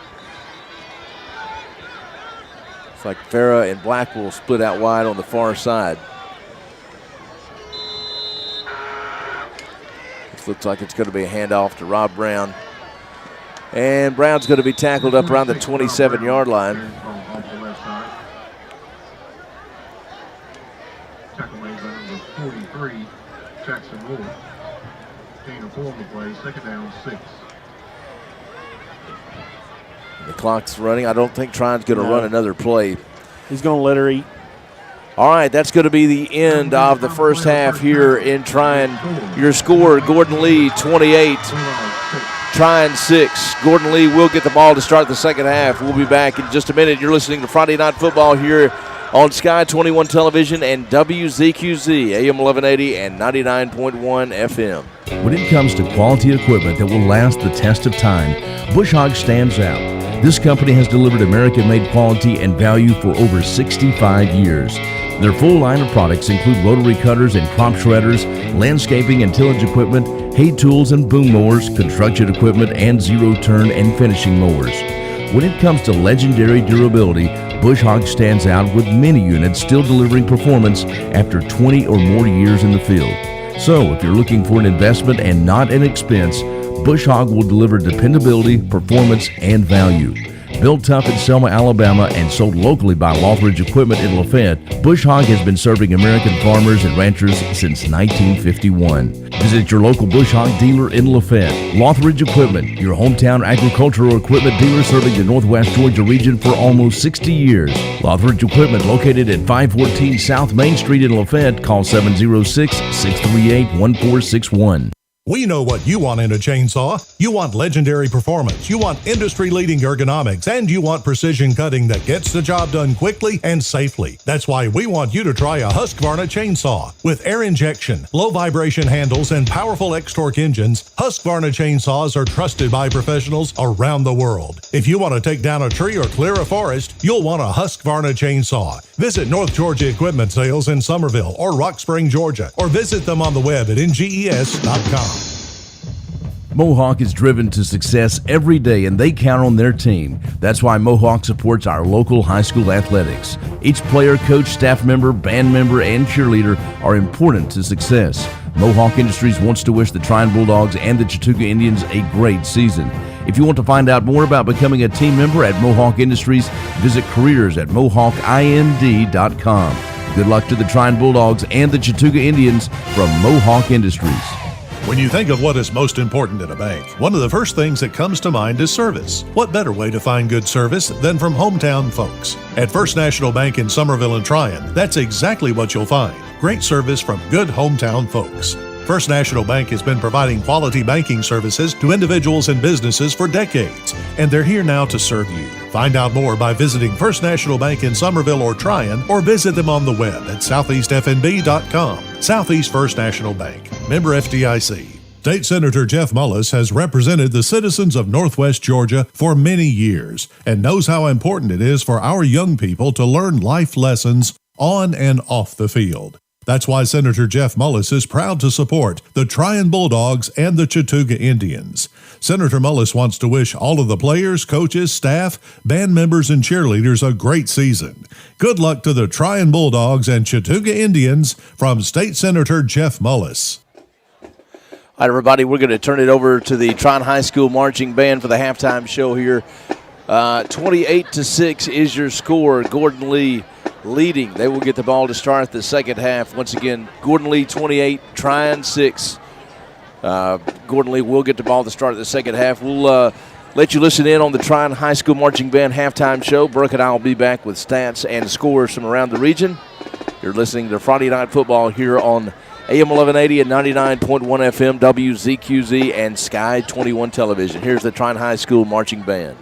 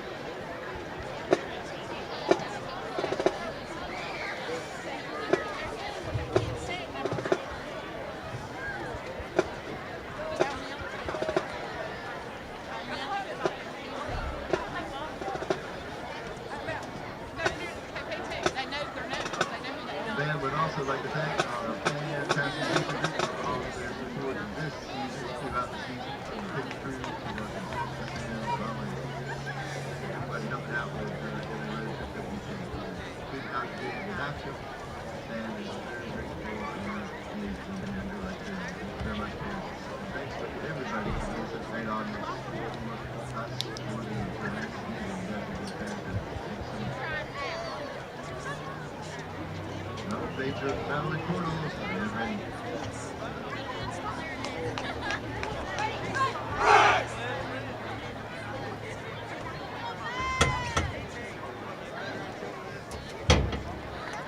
All right, give it up one more time for your Trion Bulldog marching band.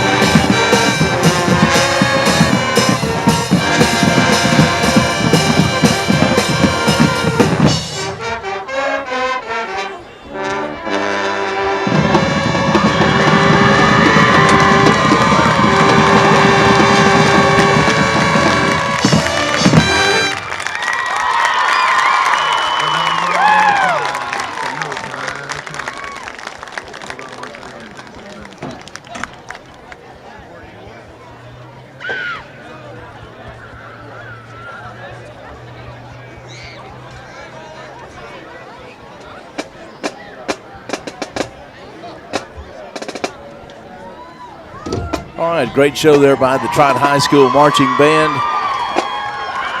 On a night, not a lot of things going right for the Bulldogs. Gordon Lee leading 28-6 at the half. Burke and I will be back, hopefully have some scores and stats for you here in just a few minutes. We'll take a commercial break. We'll be back right after this. You're listening to Friday Night Football right here on WZQZ and Sky 21 Television. When it comes to quality equipment that will last the test of time, Bush Hog stands out. This company has delivered American-made quality and value for over 65 years. Their full line of products include rotary cutters and crop shredders, landscaping and tillage equipment, hay tools and boom mowers, construction equipment, and zero-turn and finishing mowers. When it comes to legendary durability, Bush Hog stands out with many units still delivering performance after 20 or more years in the field. So, if you're looking for an investment and not an expense, Bush Hog will deliver dependability, performance, and value. Built tough in Selma, Alabama, and sold locally by Lothridge Equipment in Lafayette, Bush Hog has been serving American farmers and ranchers since 1951. Visit your local Bush Hog dealer in Lafayette. Lothridge Equipment, your hometown agricultural equipment dealer serving the Northwest Georgia region for almost 60 years. Lothridge Equipment, located at 514 South Main Street in Lafayette. Call 706-638-1461. We know what you want in a chainsaw. You want legendary performance, you want industry-leading ergonomics, and you want precision cutting that gets the job done quickly and safely. That's why we want you to try a Husqvarna chainsaw. With air injection, low vibration handles, and powerful X-Torque engines, Husqvarna chainsaws are trusted by professionals around the world. If you want to take down a tree or clear a forest, you'll want a Husqvarna chainsaw. Visit North Georgia Equipment Sales in Summerville or Rock Spring, Georgia, or visit them on the web at nges.com. Mohawk is driven to success every day, and they count on their team. That's why Mohawk supports our local high school athletics. Each player, coach, staff member, band member, and cheerleader are important to success. Mohawk Industries wants to wish the Trion Bulldogs and the Chattooga Indians a great season. If you want to find out more about becoming a team member at Mohawk Industries, visit careers at mohawkind.com. Good luck to the Trion Bulldogs and the Chattooga Indians from Mohawk Industries. When you think of what is most important in a bank, one of the first things that comes to mind is service. What better way to find good service than from hometown folks? At First National Bank in Somerville and Trion, that's exactly what you'll find. Great service from good hometown folks. First National Bank has been providing quality banking services to individuals and businesses for decades, and they're here now to serve you. Find out more by visiting First National Bank in Somerville or Trion, or visit them on the web at southeastfnb.com. Southeast First National Bank, member FDIC. State Senator Jeff Mullis has represented the citizens of Northwest Georgia for many years and knows how important it is for our young people to learn life lessons on and off the field. That's why Senator Jeff Mullis is proud to support the Trion Bulldogs and the Chattooga Indians. Senator Mullis wants to wish all of the players, coaches, staff, band members, and cheerleaders a great season. Good luck to the Trion Bulldogs and Chattooga Indians from State Senator Jeff Mullis. All right, everybody, welcome back to halftime here at Sam R. McCain Stadium. 28-6 is your score with Gordon Lee on top. Gordon Lee set to get the ball to start the second half. Burke, I'm turning it over to you. You've got some score updates for us. Yeah, I was kind of waiting on Nolan on some stats. I'm sure he's still down there tabulating, but I do have some scores. Bowden leading Armurchie big, 42-10. Is that at the half? Yes. Wow. And one that was really interesting, I don't know if it said they had a 5:30 game time today, and it had a final for Best Academy in Mount Zion. That's the first I knew about it. Yeah, wow. Me too, but they had the score final, Mount Zion 41, Best Academy 28. Wow. So they beat up, again, that 3 to 4 touchdown range is about all Best seems to be able to manage, and it's not enough. That model Gordon Central score, the one that Chattooga's really watching, nobody's updating that game. I 0-0 first quarter is all I could find anywhere. I'm still searching for that one. It looks like Fannin leads Dade County 35-7. North Murray up on Lafayette 35-21. Rockmart up big on Ringgold 21-0. Bremen leads Harrelson 21-6. Dalton East Paulding knotted up at 7. And Rome leads Paulding County 28-13. All right. Well, like you said, the one score I guess that everybody here locally would be interested in is that model score in Gordon Central. But sorry, folks, we don't have any update. We get all our scores from ScoreStream, an app that you can download on your phone, and nobody from that game is updating. But Burke, I would feel pretty confident if I was Chattooga tonight. Model is going to take care of Gordon Central, but stranger things have happened. Stranger things have happened, but like you say, you get hit with a big quarantine. Yeah, there's no telling. But like you say, Model definitely on paper is picked to win that one. It's just frustrating that I can't get any score updates for it. I can almost get any other score, but just not that one. All right, we've got probably around 3 or 4 minutes left before we start the third quarter here. Burke is waiting on Nolan to give us a call to get the stats. We'll take another commercial timeout. We'll break in here as soon as he gets those. Once again, your halftime score, 28-6. Gordon Lee on top of the Dogs here at the half. We'll be back right after this. We know what you want in a chainsaw. You want legendary performance, you want industry-leading ergonomics, and you want precision cutting that gets the job done quickly and safely. That's why we want you to try a Husqvarna chainsaw. With air injection, low vibration handles, and powerful X-Torque engines, Husqvarna chainsaws are trusted by professionals around the world. If you want to take down a tree or clear a forest, you'll want a Husqvarna chainsaw. Visit North Georgia Equipment Sales in Summerville or Rock Spring, Georgia, or visit them on the web at nges.com. Mohawk is driven to success every day, and they count on their team. That's why Mohawk supports our local high school athletics. Each player, coach, staff member, band member, and cheerleader are important to success. Mohawk Industries wants to wish the Trion Bulldogs and the Chattooga Indians a great season.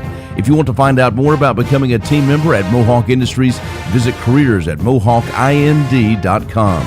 Good luck to the Trion Bulldogs and the Chattooga Indians from Mohawk Industries. When you think of what is most important in a bank, one of the first things that comes to mind is service. What better way to find good service than from hometown folks? At First National Bank in Summerville and Trion, that's exactly what you'll find. Great service from good hometown folks. First National Bank has been providing quality banking services to individuals and businesses for decades, and they're here now to serve you. Find out more by visiting First National Bank in Summerville or Trion, or visit them on the web at southeastfnb.com. Southeast First National Bank, member FDIC. State Senator Jeff Mullis has represented the citizens of Northwest Georgia for many years and knows how important it is for our young people to learn life lessons on and off the field. That's why Senator Jeff Mullis is proud to support the Trion Bulldogs and the Chattooga Indians. Senator Mullis wants to wish all of the players, coaches, staff, band members, and cheerleaders a great season. Good luck to the Trion Bulldogs and Chattooga Indians from State Senator Jeff Mullis. All right, welcome back to halftime here at Sam R. McCain Stadium. Just about a minute and a half before we start the third quarter. Burke, you got the stats from Nolan. What you got? Yeah, it's not real good, man. I didn't think so. First down, Trion has 5, Gordon Lee 11. Here's the big disparity. Attempts rushing, and Trion has 19 rushes for 69 yards. Not terrible, but Gordon Lee has 45 for 210. Wow, yeah. So Gordon Lee has 200-plus in the first half. Passing, Trion has 57. Gordon Lee hits that real long one. They have 56, so they're right there with us. We're 4 of 8 through the air. They're 2 of 3, so we had 50% clip, and they're almost perfect, only throwing it 3 times. Total yards, Trion 126, Gordon Lee 266. Yeah. Big. And then again, in the penalties, it was 5 for 50 and 4 for 45. Yeah, both teams a little sloppy. Rob rushed it 16 times for 65 yards, so he has all but 4 of the rushing yards. Willingham has 2 receptions for 43, hitting that one long one down the side. Well, pretty much as we expected. I got one of our listeners just commented that Model and Gordon Central play tomorrow. Okay, so that's why there's no update. That would be a great reason for it. That would be why. All right, Trion's got to kick it off to Gordon Lee. Going to need a stop here to start the second half. You a trick on my own side here? I don't know.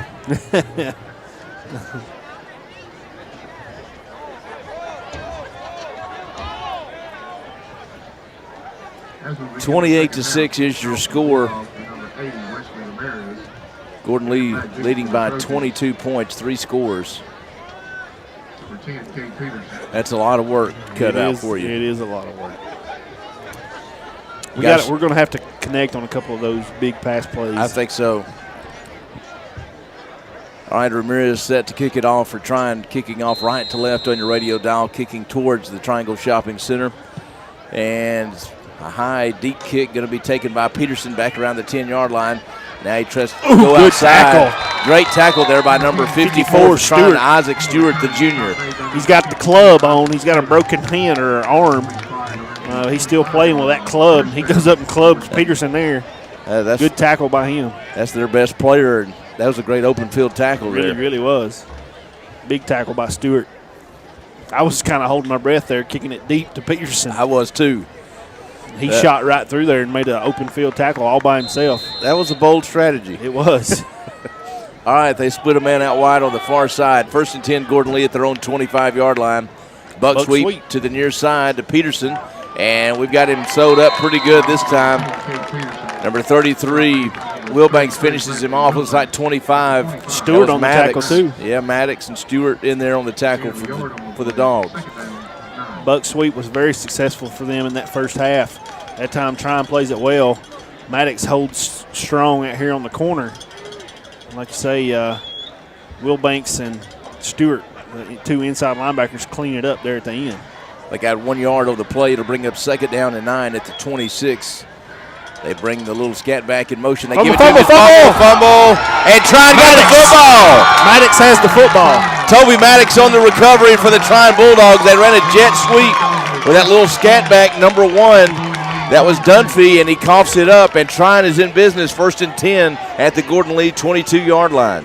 Yeah, he got popped late at the end of that last quarter. I don't know if it had anything to do with it there, if he heard footsteps or what, but he put it on the ground. Maddox was right there, Johnny on the spot, and recovers the fumble for the Dogs. So Dogs in business here early in the second half.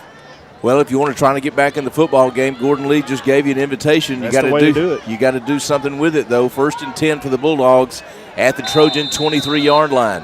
Gordon Lee leads 28-6, 10:44 left to go here in the third quarter. 3 wide receivers set for Trion. We hand it off to Rob Brown. Rob goes over left tackle, gets down to the 21-yard line, picked up about 2. That'll bring up 2nd down and 8. Yep, again, just try to go inside there to Rob. Not a lot of room. He picks up maybe a yard, 2. I guess we're going to call it 1. It's going to be 2nd and 9. We go trips to the right. We've got Farah, Allen, and Cavan split out over on the far side. Brown over here on the near side. This is going to be a handoff to Rob Brown. Another big hole. He's got one juke to make it. He makes it. Touchdown, Bulldogs. That's a United Community Bank touchdown. Bank with a bank that's service-built. Rob Brown from 20 yards out puts the Dogs on the board. That's the way you answer right there, Ben. We talked about Gordon Lee crack the door. Trion scores in 2 plays.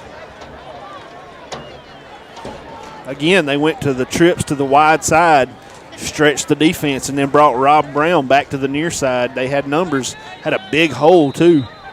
He made a good, like you said, a good move there at the goal line to juke Peterson for the touchdown. Well, if you got 1-on-1, my money's on Rob. Yes, right. And Ramirez kicks this one through the pipes.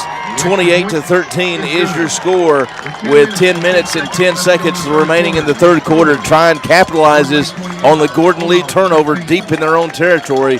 We'll be back in 30 seconds. You're listening to Friday Night Football here on WZQZ and Sky 21 Television. When it comes to quality equipment that will last the test of time, Bush Hog stands out. This company has delivered American-made quality and value for over 65 years. Their full line of products include rotary cutters and crop shredders, landscaping and tillage equipment, hay tools and boom mowers, construction equipment, and zero-turn and finishing mowers. When it comes to legendary durability, Bush Hog stands out with many units still delivering performance after 20 or more years in the field. So if you're looking for an investment and not an expense, Bush Hog will deliver dependability, performance, and value. Built tough in Selma, Alabama, and sold locally by Lothridge Equipment in Lafayette, Bush Hog has been serving American farmers and ranchers since 1951. Visit your local Bush Hog dealer in Lafayette. Lothridge Equipment, your hometown agricultural equipment dealer serving the Northwest Georgia region for almost 60 years. Lothridge Equipment, located at 514 South Main Street in Lafayette. Call 706-638-1461. Here's a kickoff to Gordon Lee. They got a man at 15, and he got pile drive at the 35-yard line. Guess who? The freshman. Who was it? Caden Daniel. Caden Daniels lays The the win. headhunter. Boy, crushing hit right at the 35-yard line. And Big hit by the young freshman. I tell you, Caden, he looked so small out there on the field, but I will tell you, I saw him last year in middle school football. He's just got the heart of a lion, just plays the game wide Plays like open. a madman. He does. He plays wide open all the time. 1st and 10 from the 35 for Gordon Lee. Gordon Lee leading it 28-13, 10 minutes left to go in the third quarter. Gross goes under center, takes a snap. This is going to be an inside counter, and we're all over it. But, boy, a physical run by Gordon Lee. He got hit right at the line of scrimmage and still got 5 yards out of it. I think he had one of those big linemen kind of got in his back pocket and leaned on him and pushed him forward. Like you said, we hit him a big collision there at the line of scrimmage. But they won the weight battle, I think. Lucas Stoker, the freshman, makes the tackle on the senior, Peterson. And Peterson won that battle. 2nd down and 5 at the 40-yard line for Gordon Lee. They split a man out wide over here on the near side. Single wing to the left. They put him in motion. And this is going to be a buck sweep to Peterson around the left end. We played it well. Yeah, he got about 2 yards up to the 43. It's like 26 Brown on the tackle for the Bulldogs. 3rd down and 3. That's what's big when they run that buck. You got to really squeeze that there at the line of scrimmage. If you don't and leave a crease, they've been busting us. They played it well again that time. It's going to bring up 3rd and about 3. Peyton Stowe, the junior, checks into the game for the Bulldogs over at the nose tackle. Checks in for Daniels. Daniel comes over. Coach Gable coaching him up a little bit. I think he juked when he should have jived. All right, a big 3rd down and 3 here for Gordon Lee.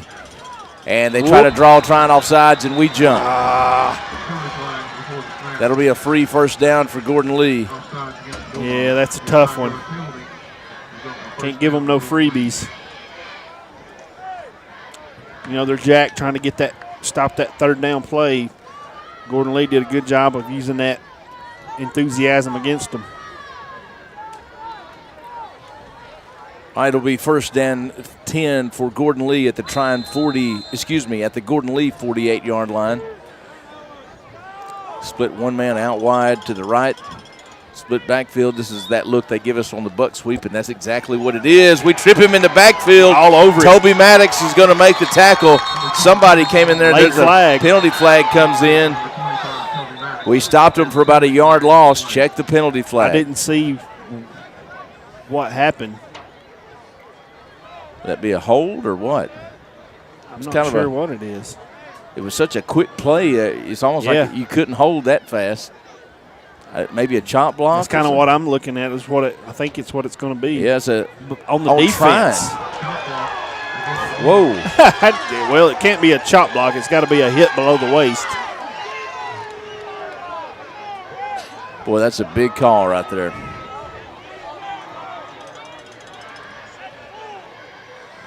Coach Patrick and the staff getting the explanation from the referee.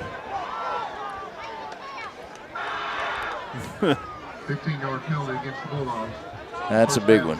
Yeah, that's a tough one to swallow. You had a negative play there for the defense, a big play, and it turns into a 15-yard gain for Gordon Lee. Oh, now he just got a 15-yarder. The coach, the defensive coordinator.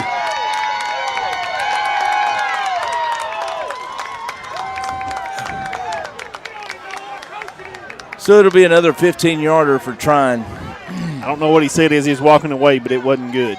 30 yards in penalties in the last 30 seconds here. Unsportsmanlike on Trion.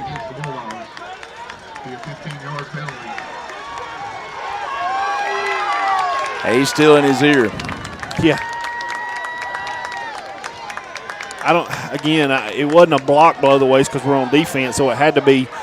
They've tried to take some of those low hits away from the game, and I didn't see the play, but it's clear that the coaches weren't pleased. Again, Coach Ross was right in the referee's ear. I don't know what he said, but he still got something to say to him about it. The other coaches are keeping him away from the referees. Still talking about it. They may try to make him leave the sideline. I'm not sure here. There's no way. They're about to run the play with the two of the referees. There's no over referees. Here. God, what are y'all doing? They're lost. It's crazy. The head official and another side judge is over here still talking to the head coach at Trion. They may try to make Coach Ross. We finally bust the huddle here. All right, it'll be 1st and 10, Gordon Lee at the Trion 23-yard lines after 30 yards and penalties on the Bulldogs there. And Gordon Lee wants to throw it deep here. And yeah, just keep doing that. Yeah. Just keep doing that. Threw about a 15-yard out pattern. It wasn't even close. It'll bring up 2nd down and 10. I'm like Burke. I think that's called outsmarting yourself. Yeah, Gordon Lee's they're getting all they want running the ball, but that time got a little too cute and it falls incomplete. 2nd and 10. They haven't thrown it many times. They're 2 for 3, and that one wasn't even close. We've tightened up on that buck sweep. See if we can keep playing it well. I got a feeling we'll see it here or that jet to. Yeah, Gordon Lee overloads the right side. Let's see if they go back to the. No, they run to the strength. This is Peterson, and Toby Maddox is going to make the tackle right at the 20-yard line. Pickup of about 4. It'll bring up 2nd down and 6. Maddox played it hard. 33. Wilbanks and Stoker come and finished it up. Again, we played the edge well on the jet that time. That buck sweep and the jet has really hurt us in that first half. We've tightened it up here. We were talking about adjustments at the half. Trion looks like they've made one. Gordon Lee didn't do so much. Trion really hurt them with that trip set and running to the backside, and they did it again right there in that first drive. But the penalties have just cost the Dogs so dearly. They got to keep fighting here. 7:27 left to go in the third quarter. Gordon Lee leading 28-13. Gross under center for Gordon Lee. This is a handoff to number 4, he's got Cobb. a huge hole. Nobody even touched him as he goes in for the touchdown. Cobb goes in from 20 yards out. Yeah, that almost looked like a busted lineman. That's that. I believe, Ben, they call that an X block to the backside.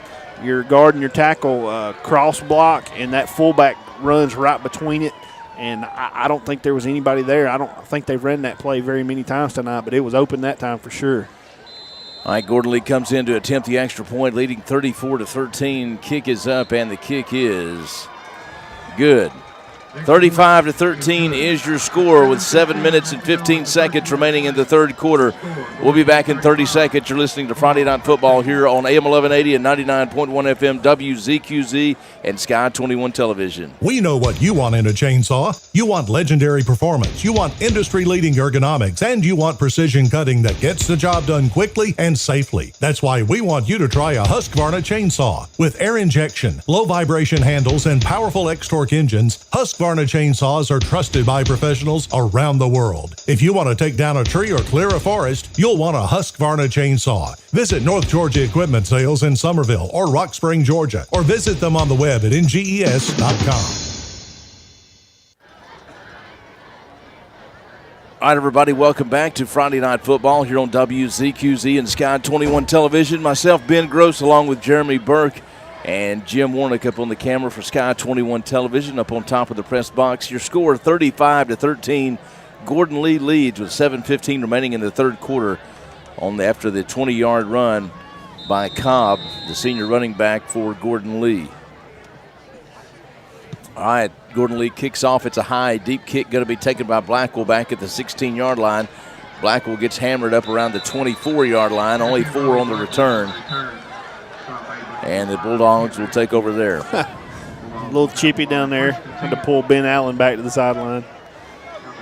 Like I said, Blackwell takes the kickoff and picks up a few there on the return. Took a pretty big shot. Well, the Dogs answered there after the turnover, but just the defense played pretty well. Just 2 huge penalties kind of put them in a bind, and then a busted play there on the touchdown.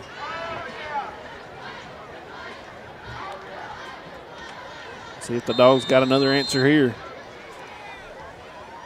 It'll be 1st and 10 for the Bulldogs from the 23-yard line.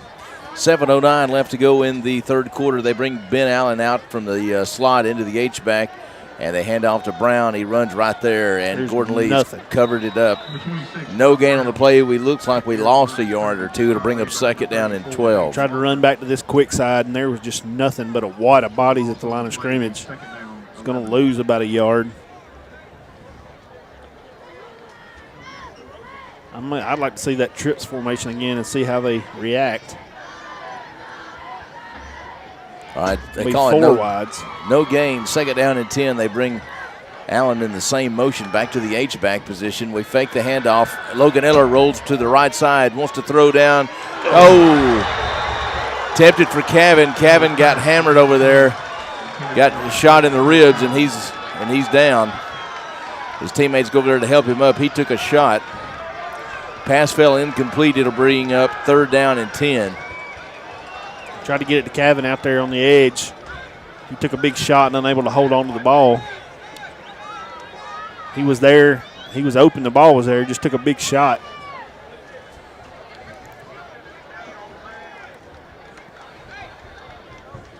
All right, third down and 10, trying on their own 23-yard line.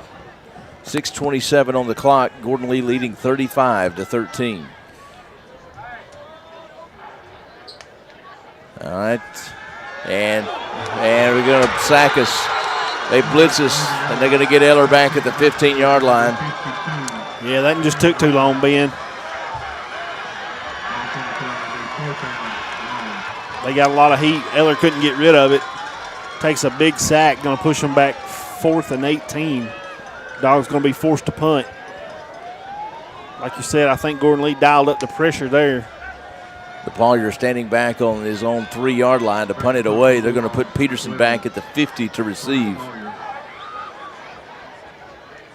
Good snap. Gordon Lee doesn't bring a lot of pressure. We get off a pretty decent punt. Peterson's going to take it at the 45 and call for the Little chippy over here on the sideline. And a penalty flag is down over here, Bert. They're going to be another personal foul on Trion. I don't know. It could go both ways. He come all the way across the field and hit Blackwell way away from the ball. Had his hands up in his face mask. Blackwell tried to defend himself, so it's going to be an interesting call. Personal foul, Gordon Lee. Well, like I said, it was way away from the play. He come and hit him way over here on the other side of the field.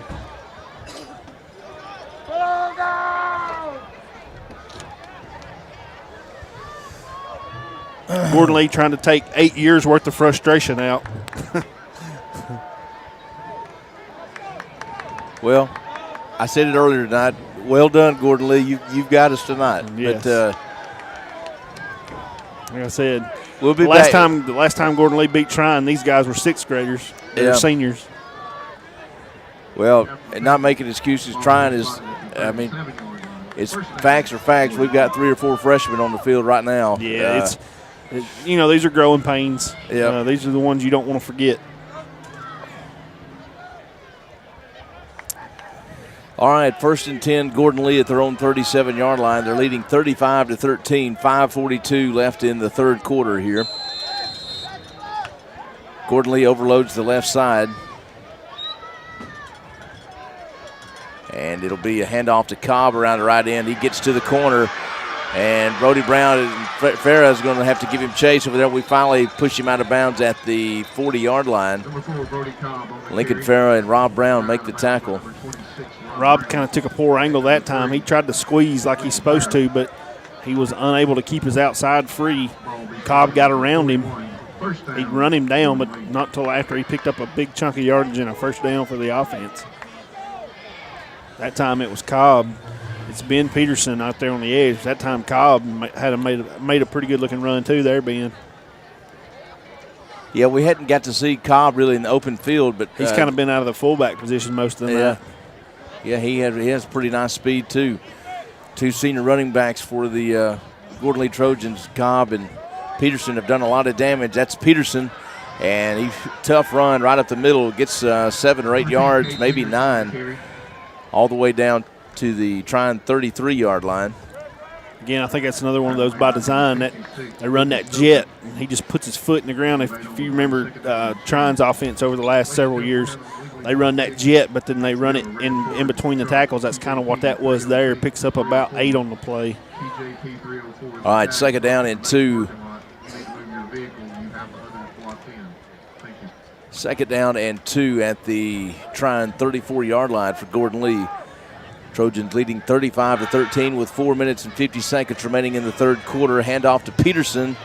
That's Cobb. Excuse me. He gets down to around the 25, maybe the 26 pickup of about 8 or 9. That's going to be another 1st down for Gordon Lee. Trying to feed Cobb a little bit here and give Peterson a break. And tell you what, there's not a huge fall off. Cobb, another good back. Let's see what I'm not sure what they're doing here. The officials waved to stop the clock, and they're calling a little huddle there over the ball. Everybody seems to be confused. You know, what is going on? Uh-oh. They called Coach Lanham. Coach Lanham is the athletic director. Not sure what's going on, but we got our principal down there. He's talking to Brian Edge down there. Well, that's what I say. They're both administrators. Not sure what's going on here. And now they're going to talk to the Trion police. Looks like they may have to go to the other sideline and have a talk with somebody. Oh, well, that's an interesting development there. Yeah. All right, 1st and 10, Gordon Lee at the Trion 26-yard line. This is going to be a handoff to Cobb. Excuse me, he's to the 20. That's going to be a hold on number 2 there against Riley Blackwell. Those two have already tangled. 2 had a personal foul against Blackwell earlier. This time he gets called for the hold on Blackwell.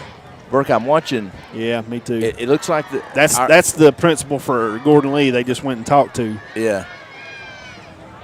There's no love loss either, let me tell you. You know, Burke, because the principal's daughter is a pitcher on the softball team and Coach Lanham is the coach of our softball team. There's no love lost, let me tell you. That's going to be a hold on Gordon Lee. You know, Burke, obviously tonight's game is not going to be a very close game. Gordon Lee's going to win the football game, but this is I wish every week was like this. Yeah, they just went and took a megaphone away from one of the band members over there. I kept hearing that something. You could hear them screaming across the field with a megaphone. I couldn't make out exactly what they were saying. Apparently, they finally had enough of it. Well, it sucks when you lose a rivalry game like this, but I love the passion. I do too. This is what it should be all about here. This is a handoff to Peterson as he bounces out to the corner. Stiff arms Blackwell, and he's going to be taken down right at the first Blackwell's down not going to marker. live that one down for a while. No. There's a late penalty flag, though. Blackwell gives up a lot of size to Peterson. Peterson gave him an Adrian Peterson type stiff arm there. Let's get the call. Blocking the back on Gordon Lee. You know, for so many years, Burke, Trion played all these private schools and everything, and you look over there on the visiting sideline, you might see 20 people over there. You look at Gordon Lee's stands, it's not packed over there, but it's, 70, pretty good for COVID. Oh, yeah. Trion, we have one of our biggest crowds of the year, and I mean, that's the way it's supposed to be. If you don't like this football game, there's just something wrong with you. That's right. You want to hear the cheerleaders, the bands play, hear the oohs and the ahs and the smack talk. That's part of it. And I'm sure after tonight, Trion will circle this one on the calendar for next year. You're not kidding. Yeah. All right. 1st and 11 for the Trojans as they go quick toss out here to number 4, Cobb. He gets to the corner, and he's going to be tackled back at the down around the 19-yard line. Pickup of about 7 or 8 for Cobb and the Trojans. Starting to gash us a little bit on that jet. Maddox again tried to turn him up. Gordon Lee does a good job of blocking out there on the perimeter. Picks up about 8.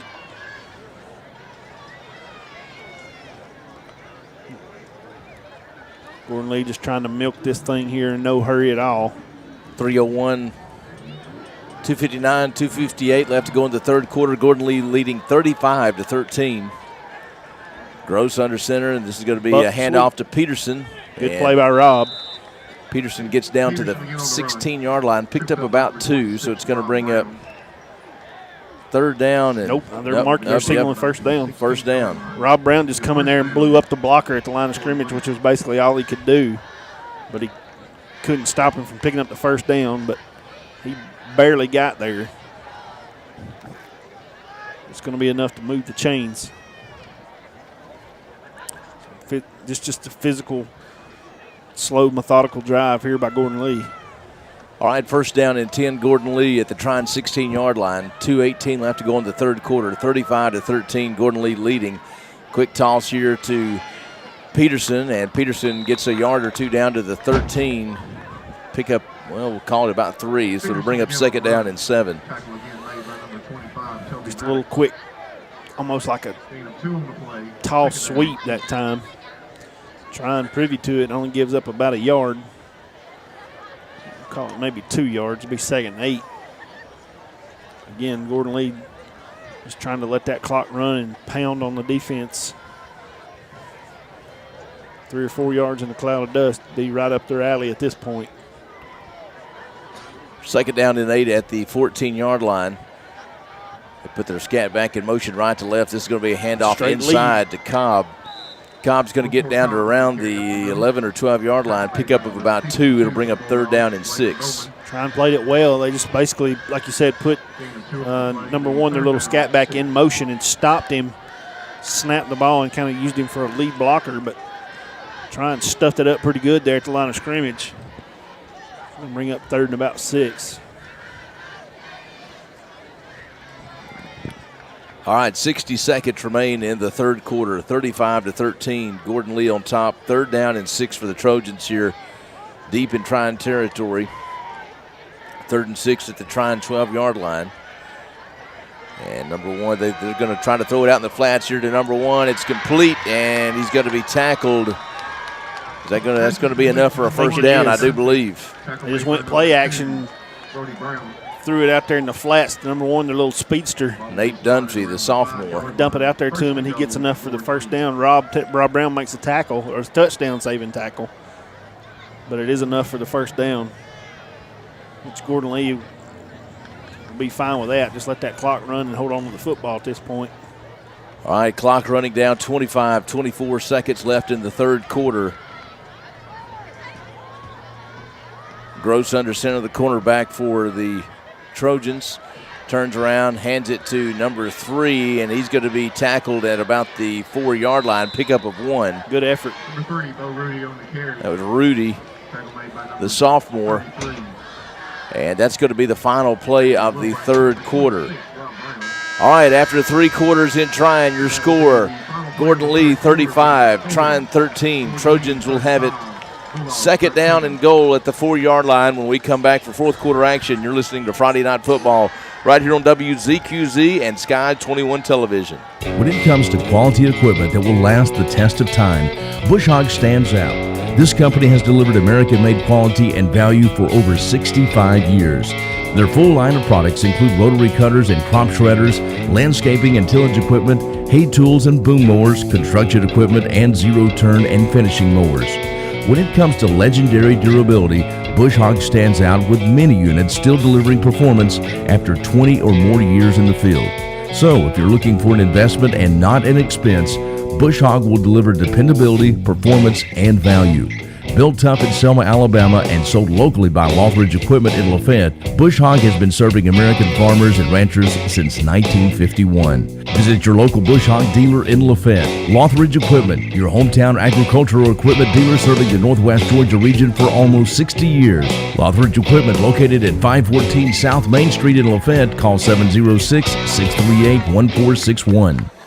All right, welcome back. Start of the fourth quarter. Your score, Gordon Lee 35, Trion 13. And Burke, what you want to bet this last quarter is eventful?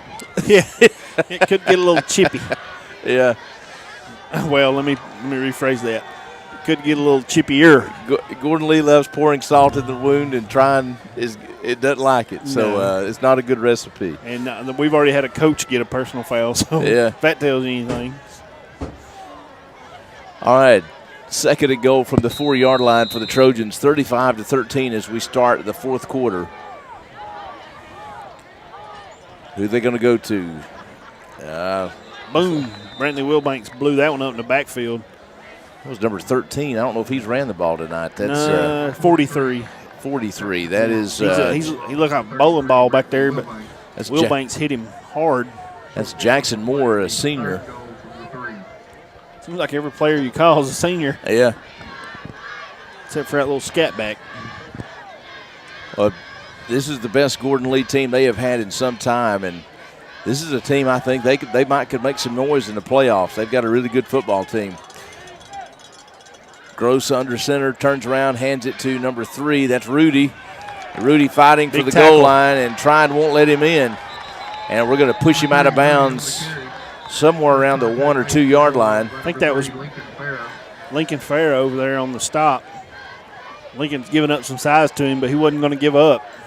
And it's going to be 4th and goal. Woo.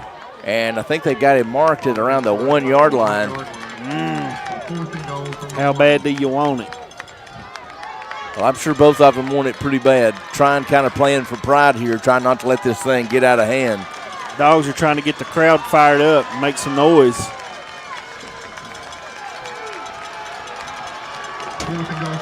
All right, 4th and goal from the 1 yard line. Gordon Lee turns around, hands it to Peterson. He's not going to get in. Small moral victory there for the defense. Dagan Vaughn stops the Trojans on 4th and goal from the 1 yard line. You got to take your victories where you can get them, That's Bert. right. They played hard there, and that offense has really been rough on them that whole drive. They drove it all the way down the field, and they hold strong there at the 1 yard line on 4th down. So tip your cap there to the defense. All right, 10:30 left to go in the football game. 35-13, Gordon Lee on top.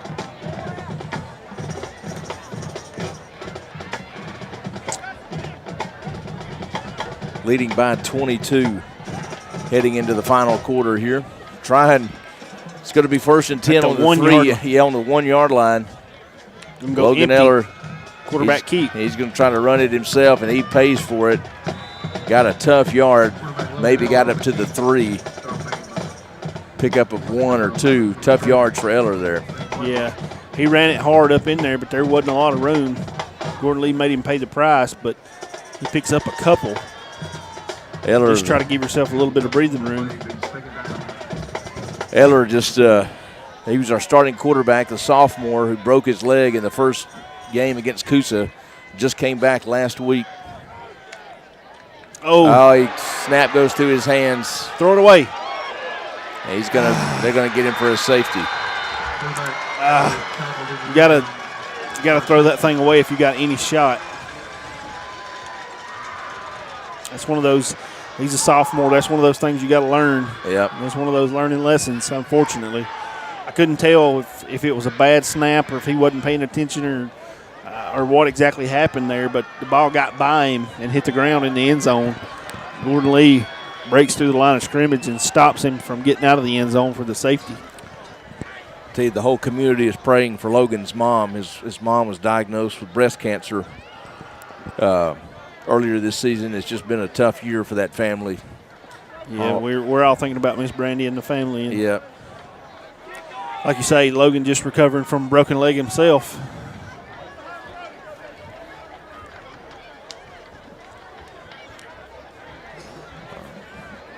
All right, while we've got a break in there, is this a timeout? Not really. Oh, yeah, it's the safety. I tell you what, we'll want to recognize the THS Stream team for all the hard work they do. Austin Jones, Harrison Farmer, Krista Osment, Cameron England, Gavin Gillespie, Maddox Ivester, Brody Vaughn, Blakely Campbell, and Anna Farmer. We certainly appreciate all they've done all year, bringing the streams to you on the Trion High School Facebook page. They do a good job. Like you said, they got those multiple camera angles. They got it going on up there. Oh, yeah. Between them and Jimbo upstairs on the roof. We got them covered. We got it covered. A lot of Gordon Lee people, I noticed, Burke, are listening and commenting on the broadcast tonight, and glad that they joined us from up in Chickamauga. Yeah, we got some friends up that way, too. Yeah. Well, I'll tell you a story, Burke, here in just a second. As Ramirez is set to kick off for the Bulldogs. And kick's going to be taken by Gordon Lee back at the 38-yard line by number 15, trying to get to the far corner. And we're going to finally bring him down around the 47. Oh, the punter. I mean, the kicker. And that's going to be a... Oh, still getting a little cheapy over there on the sideline. I'll sort this one out. Burke, it was probably 10 years ago. I was headed up. I had to go up to Rock Spring, and I had my tractor on a big trailer behind my truck. Had a tire blowout up there, and I was on the side of the road, had that tractor there, and a guy about my age came up and offered to help me. Make a long story short, his house was right there, fixed the tire for me, got me back on my way. It wasn't a simple tire change. I had more problems. We got to talking. We played against each other in high school. He played football for Gordon Lee back when me and you played. Ain't that something? And I met a guy very similar. I'm working in Dalton, over in no man's land. I don't know many folks over in that area. Guy comes up to me and he's like, "I heard you're from Trion." I was like, "Yeah." Yeah. He's like, "I played football at Lafayette. I played against you." I was like, "Oh, okay, yeah." We started talking a little bit, like you said, and start talking about old times. It's crazy how you run into folks like that. Oh, yeah. I said, I love the rivalry games. Oh, yeah, me too. Obviously, it's going to get chippy, and everybody's going to get mad, but that's what makes it fun. All right, toss out here to number 3, Rudy. Big hit. And somebody laid a big hit. Will Banks there. Makes a big hit on Rudy, loses 4 or 5 yards back to the 36-yard line. Yeah, being, like you say, this is not the only sport Trion and Gordon Lee go at it, and they don't forget any of it.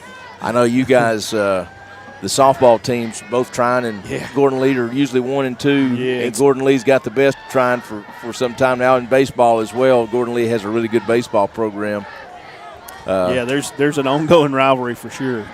The rivalry is alive and well. All right, play action pass. 9 Gross rolls around to the right side, getting pressure. Penalty flags come down everywhere. And he's going to be run out of bounds around the 30-yard line. I think this one will come back. I think this is going to be a holding. There's 2 penalties. Well, we may have offsetting it because where that other one was thrown is kind of like. Has to be in coverage or something. Yeah. Unless you had a lineman downfield, maybe. Yeah, that's true. It's going to be interesting. Hold on the defense. On a running play. Yeah. Should be a first down for Gordon Lee. Maybe that was why he couldn't throw it to anybody. We were holding him. I don't know. But you talk about softball. We went 1 and 2. My daughter pitched as a freshman against him in the state championship at Gordon Lee. So, I know full well all about it. Yeah. And then when we went back and played them this year, they played a song over the PA before the game, "If you ain't first, you're last." So, the rivalry is alive and well. And guess who was the announcer? Who's that? Their principal I was talking about over there. His daughter was pitching against us. So, it's alive and well. Well, that's the stuff that gives you motivation. When it's in the middle of the summer and it's hot, exactly, you're out there practicing, you remember that stuff. You're exactly right. All right, 1st and 10 Trojans at the Trion 17-yard line after the defensive holding penalty is called. Handoff to Rudy over center. And, boy, he's just carrying 2 or 3 tacklers with him, and we finally bring him down around the 6-yard line. Nice run for Rudy and the Trojans there, and it'll be 1st and goal from the 6-yard line. Big, hard, physical run that time by 3. Rudy trying to bow their neck here and keep him out of the end zone. Gordon Lee again with the big lead, just trying to chew that clock, pound the football. Trion held on the last drive at the 1 yard line. The offense ended up giving up a safety. See if they can do it again here. All right, first and goal from the 7, 37-13. Gordon Lee leads. This is a handoff to number 10. That's their stud running back, and he goes in for the touchdown. That makes it 43-13. Peterson. We just ain't had many answers for him tonight, Ben. No, we hadn't. Which he's had some very good blocking out there on the perimeter. You got to tip your cap to the Gordon Lee Trojans. They've really blocked well up front, and Peterson's a dynamic athlete, and he does what dynamic athletes do. They make big plays, and right there he makes another one. Burke, we kind of kept our eye on Gordon Lee all year, watching their scores. You know, it was pretty obvious by the midpoint of the season that they had something special up in Chickamauga this year, and they've definitely got a good football team. 44-13 with 8 minutes left to go in the football game. We'll be back right after this. You're listening to Friday Night Football right here on WZQZ and Sky 21 Television. Mohawk is driven to success every day, and they count on their team. That's why Mohawk supports our local high school athletics. Each player, coach, staff member, band member, and cheerleader are important to success. Mohawk Industries wants to wish the Trion Bulldogs and the Chattooga Indians a great season. If you want to find out more about becoming a team member at Mohawk Industries, visit careers at mohawkind.com. Good luck to the Trion Bulldogs and the Chattooga Indians from Mohawk Industries. We know what you want in a chainsaw. You want legendary performance, you want industry-leading ergonomics, and you want precision cutting that gets the job done quickly and safely. That's why we want you to try a Husqvarna chainsaw. With air injection, low vibration handles, and powerful X-Torque engines, Husqvarna chainsaws are trusted by professionals around the world. If you want to take down a tree or clear a forest, you'll want a Husqvarna chainsaw. Visit North Georgia Equipment Sales in Summerville or Rock Spring, Georgia, or visit them on the web at nges.com. All right, everybody, welcome back. Gordon Lee scores on a 7-yard touchdown run by Peterson. He makes it 44-13 Trojans. Rob Brown's going to take it back at the 8-yard line. He's up to the 15, to the 20, to the 25. Oh, he run over his own blocker. Yeah, taken down hard. Penalty flag comes down. Tackled right around the 30-yard line. There hadn't been many plays where there wasn't no, a penalty. I know it. Somebody's slow to get up for the Dogs. 56, Stoker. Maybe who Rob ran up the back of. Yeah. Rob had a full head of steam. There wasn't a whole lot of room for him, but he didn't want to slow down. I think it may have been Stoker who paid the price. Let's check the penalty. They still haven't signaled.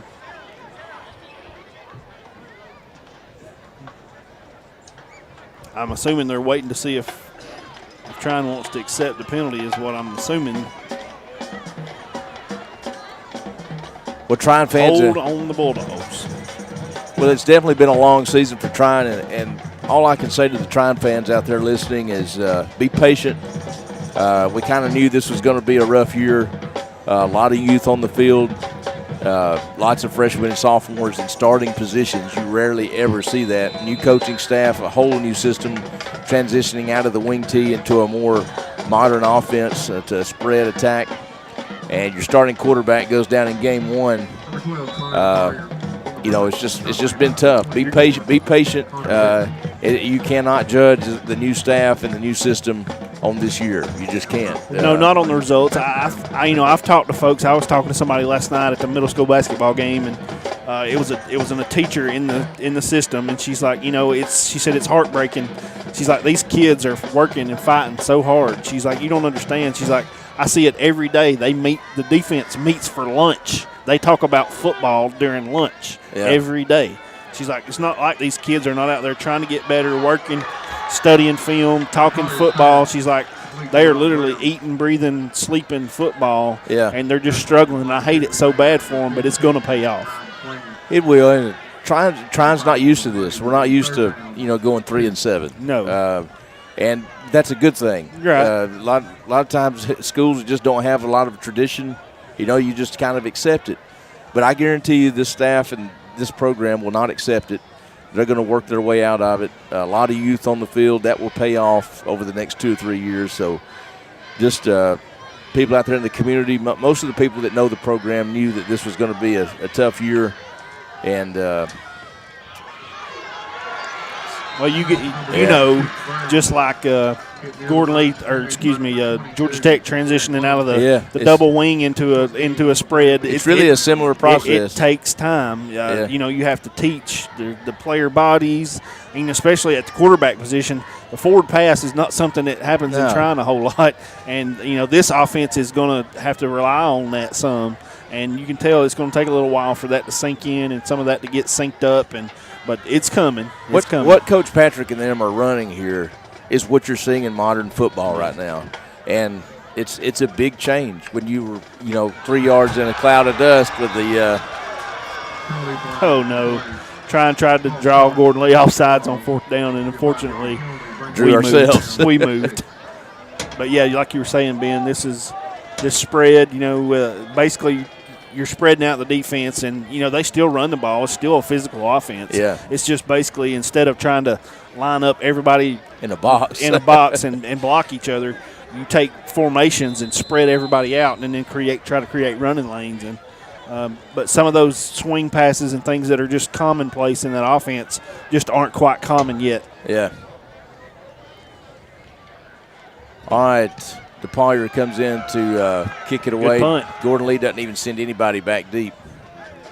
And Trion will down it at the 40-yard line.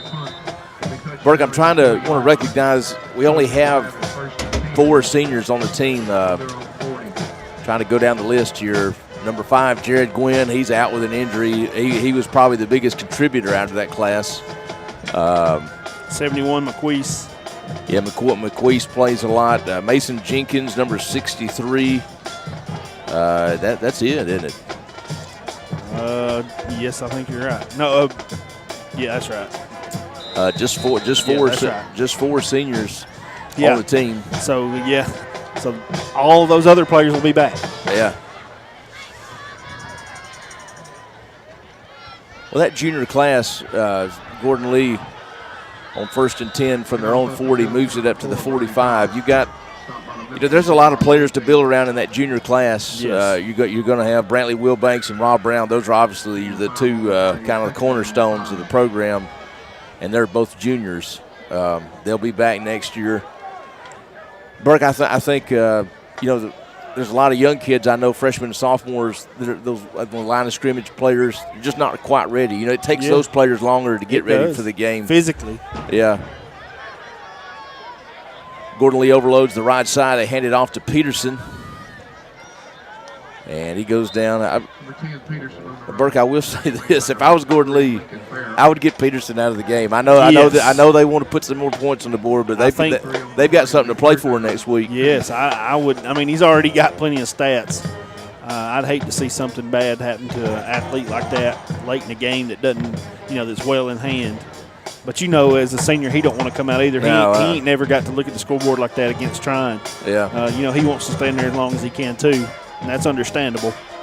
But like you say, it's risky.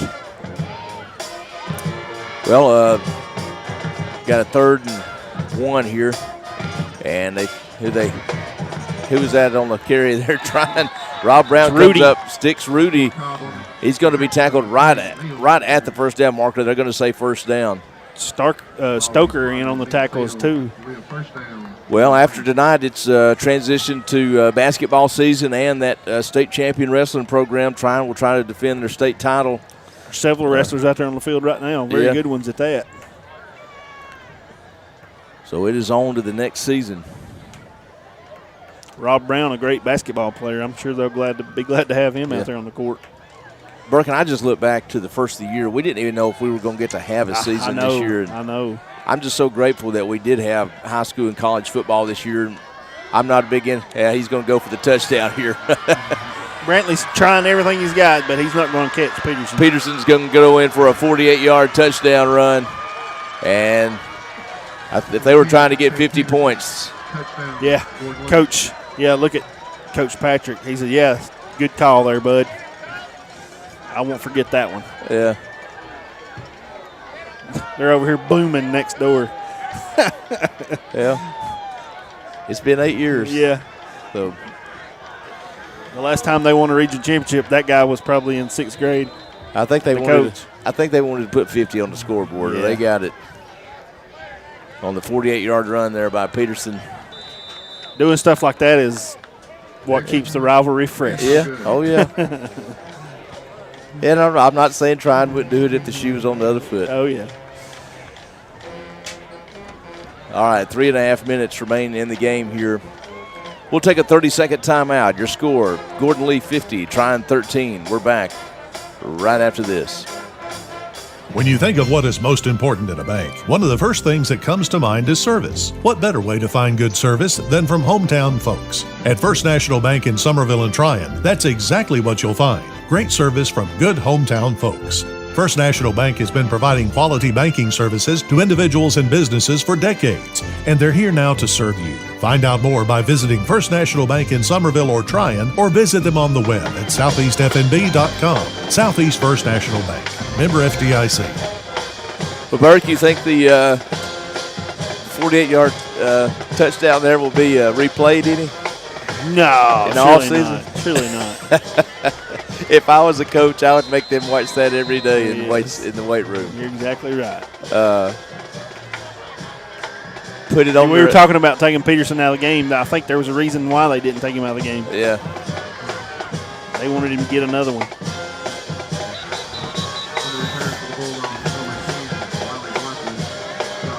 50-13 is your score. 3:22 left to go in the football game.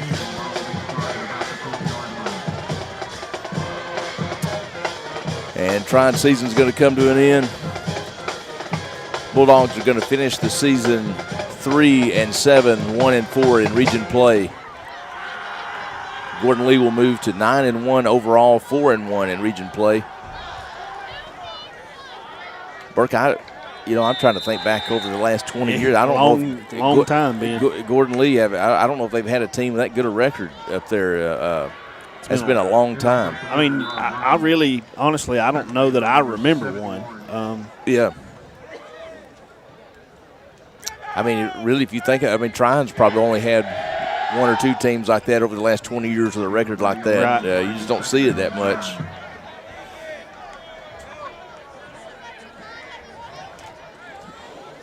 .256 here. They keep pounding Rob or chunk one and see if we can run under one. I don't know. I think they got DePollier back in at QB.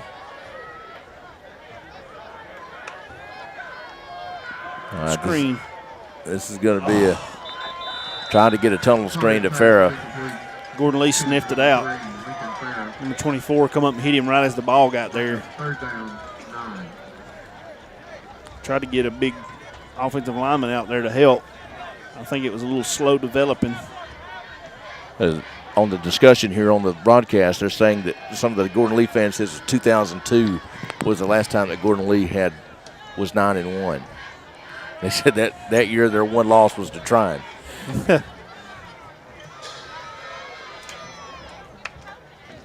So yeah, they've got some grit down in there for it. All right, this is reversed. Riley Blackwell. He's going to be tackled. Blackwell on the run. There's a fumble on the play. Blackwell gets hit from behind there and costs it up. Looks like maybe the Dogs covered up.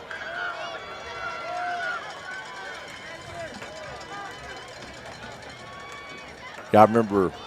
You think back. I was trying to remember. Well, you think team back. That is the game I always hear people talk about in the old days about Trion and Gordon Lee is the '74 year, the year Trion won the state championship. They said if you talk to any of those guys that played, they said the toughest game that year was not the state championship. It wasn't the playoffs. It was Gordon Lee. Right. They both, I think, were undefeated in the last game of the season.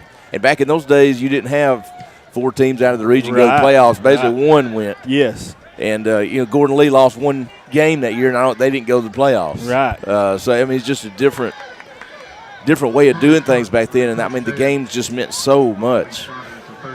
Yeah, like you say, not 4 teams out of the region, just the region champion goes. Yeah. And like you say, when you get 2 teams like this in the same region, sometimes somebody gets left at home. And then, trying people, a rivalry game, especially when people even talk about the losses. The Peggy Baldwin umbrella game. No, that was Bremen, wasn't it? That was Bremen, but, okay. The one where Roone Gable supposedly scored down there at Gordon Lee, wasn't it? And they didn't call it. They called him Oh, short yeah. of the goal line. Yep. That's one that always comes up too. Now he's a defensive coach down there on the field. Yep. You don't forget those things. All right, well, Gordon Lee takes a timeout with 1:46 remaining in the game, leading 50-13. We'll take a 30-second timeout. The Somerville McDonald's timeout. We'll be back right after this.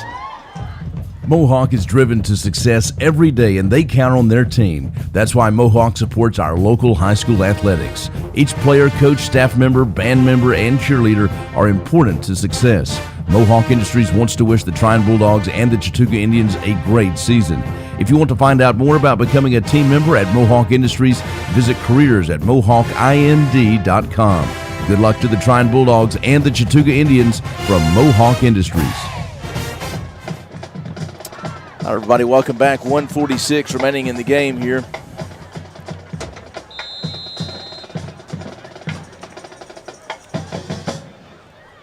Peterson's out now. See some shiny britches in there. Oh, we don't have a. And off to number 17, Tyler Forster. Forster. Bulldogs by number 11, Clay Chesley. Chesley in on the tackle. He had a 2 on the play, second down. 8. So Clay getting a little PT. Ladies and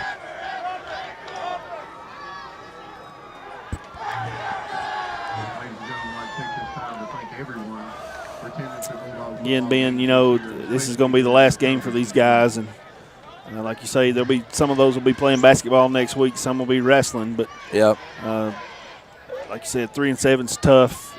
That don't happen much around here. But, like you say, the future's going to be bright. You just got to hang tough and keep working. All right, Gordon Lee's going to run 1 or 2 more plays here, and that should be the end of the game. 23. That is Logan Ramey trying to get some of these freshmen names out there. Ramey's a kid that started at linebacker a few times earlier in the season, one of those really good freshmen. He kind of got overtaken by an upperclassman later on in the season, but 20 Cohen Blasky checks in, another freshman. I'm telling you, I've said it before. Cohen is he's my guy to watch. He's your dog. He might not have been as physically ready as Maddox and some of those other freshmen that played this year, but I'm going to tell you, he is going to be a player. Very physical.